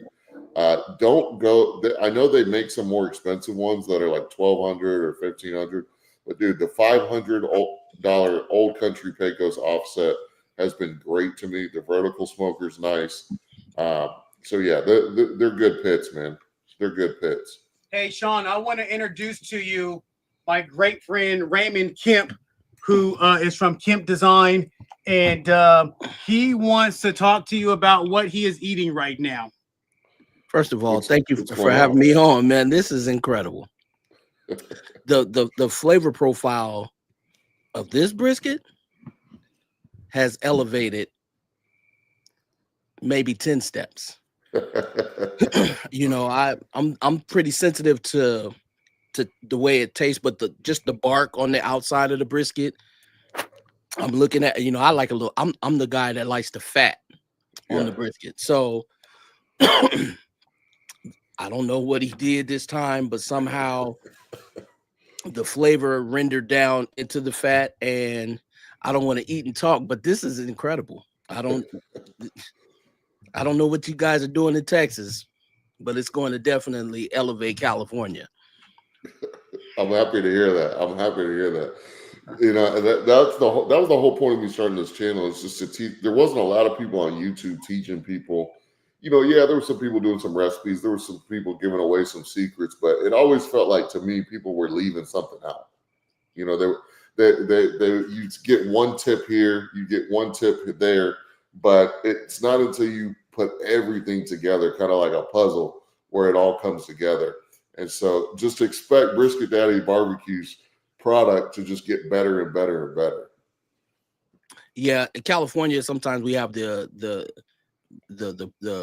the mistake of trying to cook brisket like tri-tip. and these are two totally different meats. Right. And so, yeah, I definitely appreciate the elevation of what he's doing. This, at least this in my hand right now, it elevated. And I mean, it was already good. Let's make no mistake about it. The people are experiencing Brisket Daddy on a whole nother level. It's not some just street vendor. You know, you can actually tell that there's some work that's going into the prep and then how the meat is cooked. But the way that this tastes in my hand, like I said, this is something different.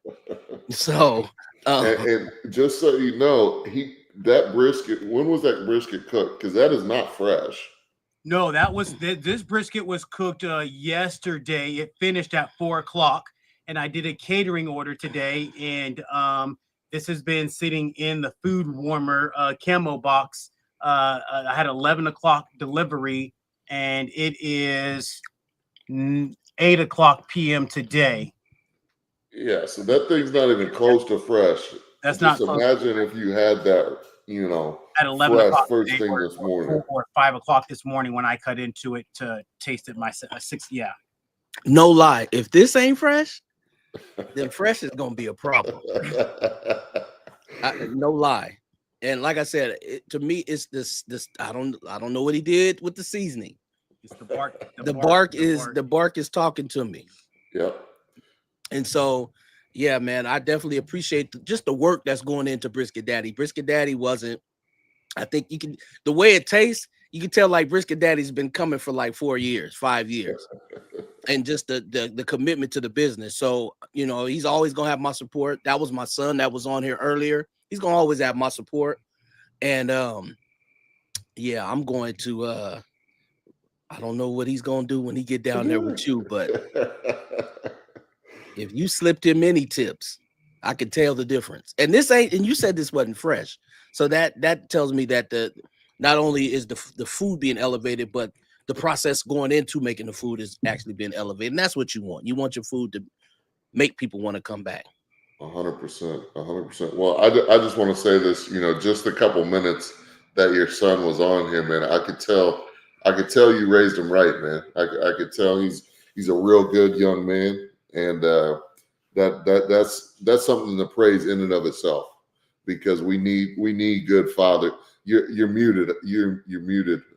But we need good fathers, and we need good kids coming from those good fathers. So hats off to you, brother. Yeah, it's the village. You know, Greg, you know, surrounding them, you know, like if we were in Texas, this guy wants to cook, let me get him around people who cook and who are respectable. So he would, you know, I would run up on Kirby's barbecue and be like, yo, my man wants to learn, but he needs to learn how to cook, how to prep, and how to clean up too. You know, sometimes we leave all of that aspect out of it. So, you know, it's less likely that people open brick and mortar restaurants when they become cooks and chefs. So I wanted him to learn this process. And so again, like I said, man, it's the village. And this meat is incredible. Golly. Well, guys, if y'all want to elevate your cooking game, y'all want to elevate your barbecue game, you know, keep tuning into the channel, my channel, Brisket Daddy's channel. I personally post a lot of videos on the process of doing the business, and a few videos on how to do the cooking part, but I really would like to start coaching more people who are wanting to get into the barbecue game. So you guys already know what to do. If y'all Get in want the line. one-on-one coaching, Get in the you line. know. I need a $2 line, and I need that $50 line. Raymond, you want to come help me raise this offering? Close the door. Close the doors. I need I need one more person to get Kirby a cup of coffee. That's worth a $2. I need $2. I need one person to commit to $2 a month to get this man a cup of coffee. And if you are looking to get into the food industry business, whether it's barbecue, whether it's tacos, whether it's hot dogs, I need you in this $50 line right now. And go ahead and bless this man for the work that he's doing. I mean, you know, if it was $100, I would have did, just because of the brisket I got today. Like, the customer was saying, like, he will for sure be calling me back. So get on.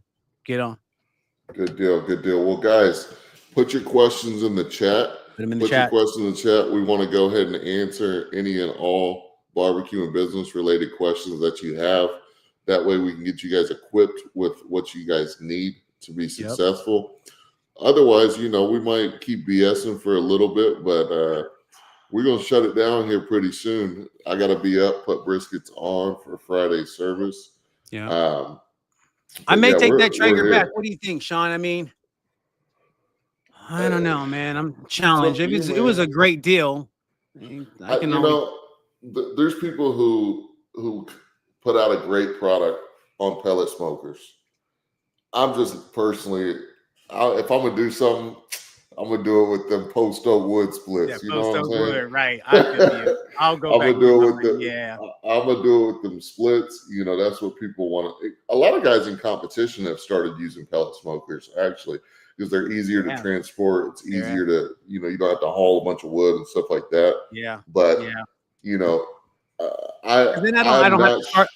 I was thinking more so when I go do my pop-up, when I go do a community event, it's way easier for me to take a pellet smoker and use my battery to run that for 8 hours and not have to worry about managing a fire while I'm out there, waiting for the fire to go out when I'm done, waiting for that thing to cool down. I mean, I press a button and it's done in 15 minutes.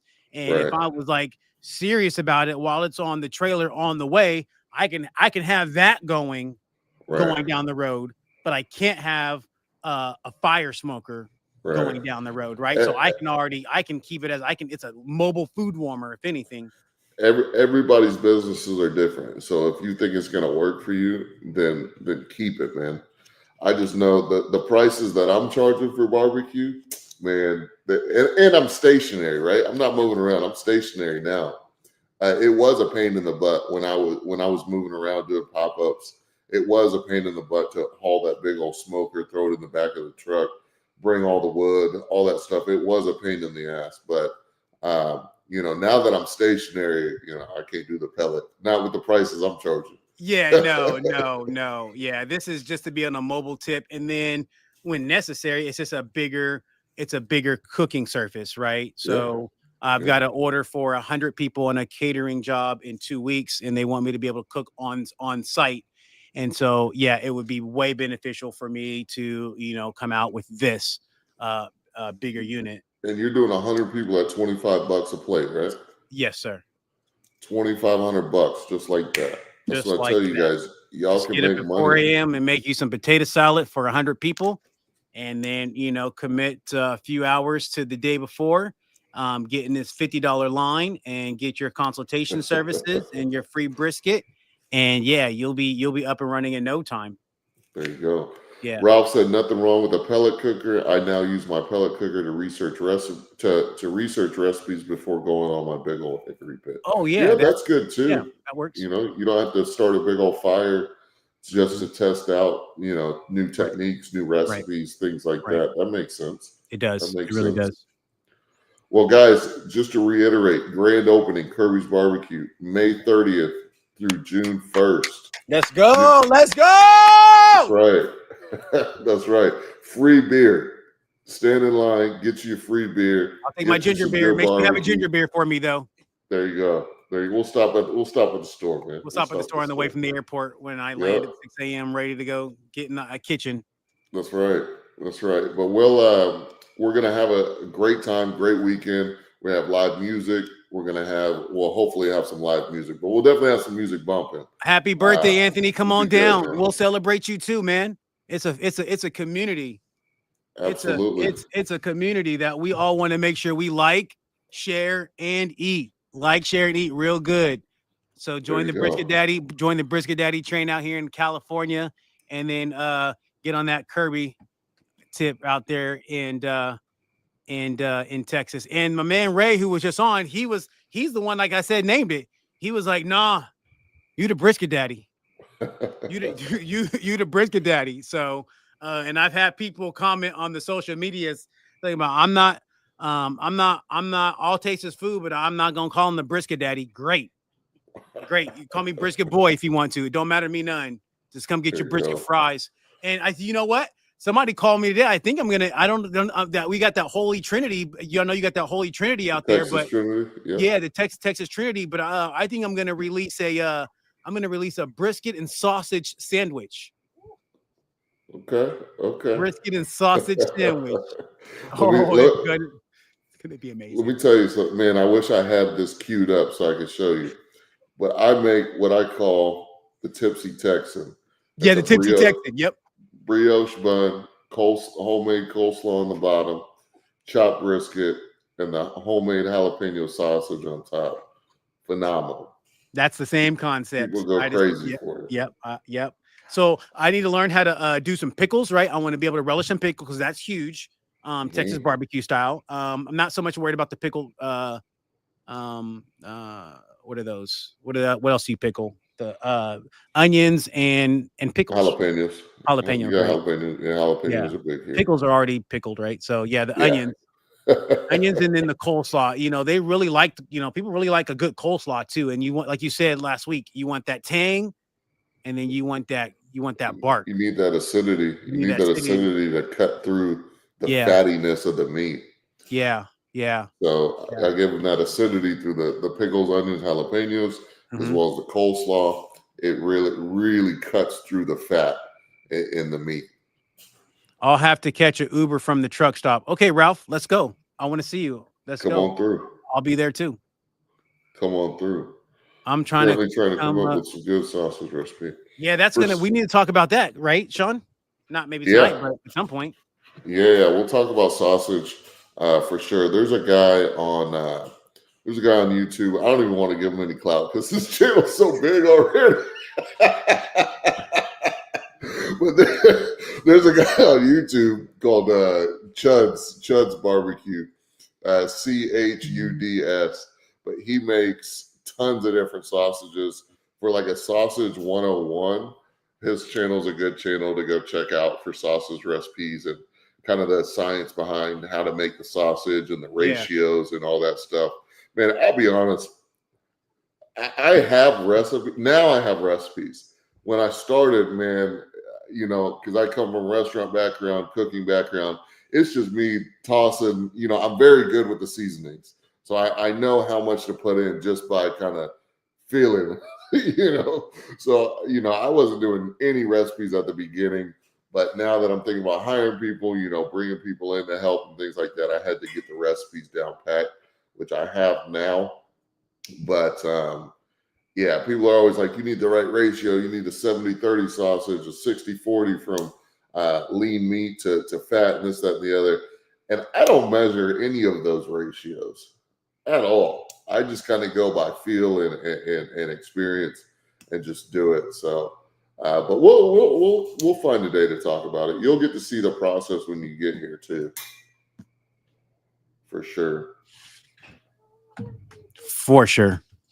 But guys, we're gonna close this thing out. It's getting pretty late. I'm on Central Time, which is 10:16. I got customers coming over to try this brisket. He's seen us on the live. Okay. Universal made the 20-minute drive over. And he said, I got to taste his brisket. So we're going to get his opinion on Kirby's barbecue in about 5 seconds. And then we're going to get that ain't my barbecue. That's Brisket Daddy's barbecue. Don't put my name on that. I just gave you some advice. Huh? What you think, Chris? Huh? Hey, huh? Come on. From here to here, huh? Hey, so I'm not even a brisket person. You don't even eat beef. I don't eat Okay. no beef or pork. But I tasted the other ones. They was good.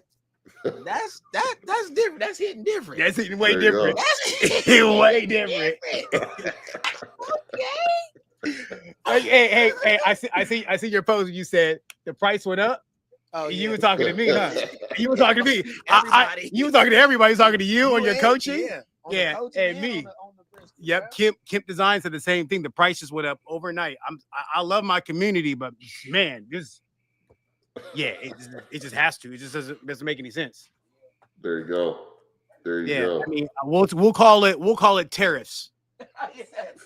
We'll just call it close the doors. There you go.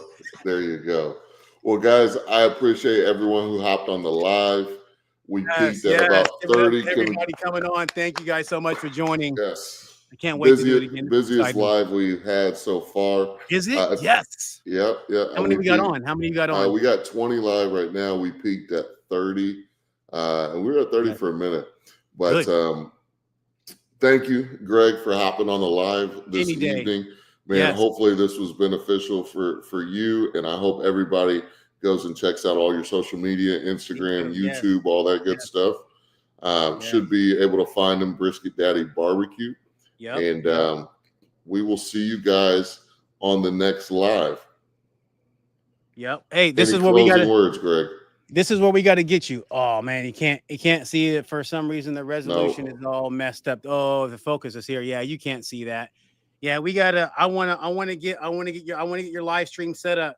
We gotta get your live stream set up to this. To see. I would try to take a picture of this back setup here, but it's not working. So We'll get something set up. We'll get something set up, man. something. All right, you look like you got to go get some sleep, man. I really appreciate the time. I really appreciate you allowing me to hop on and anytime.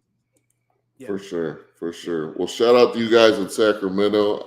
You guys supporting Greg and what he's doing, and it's only up and onward from here. I know you're going to be super successful over there, and can't wait to see you here in Texas for the grand opening, brother. Yep. To God be the glory, and to your help. I appreciate it, Kirby, and I'll talk with you soon. Thank you, everybody, for joining on, and we'll see you next time. Peace.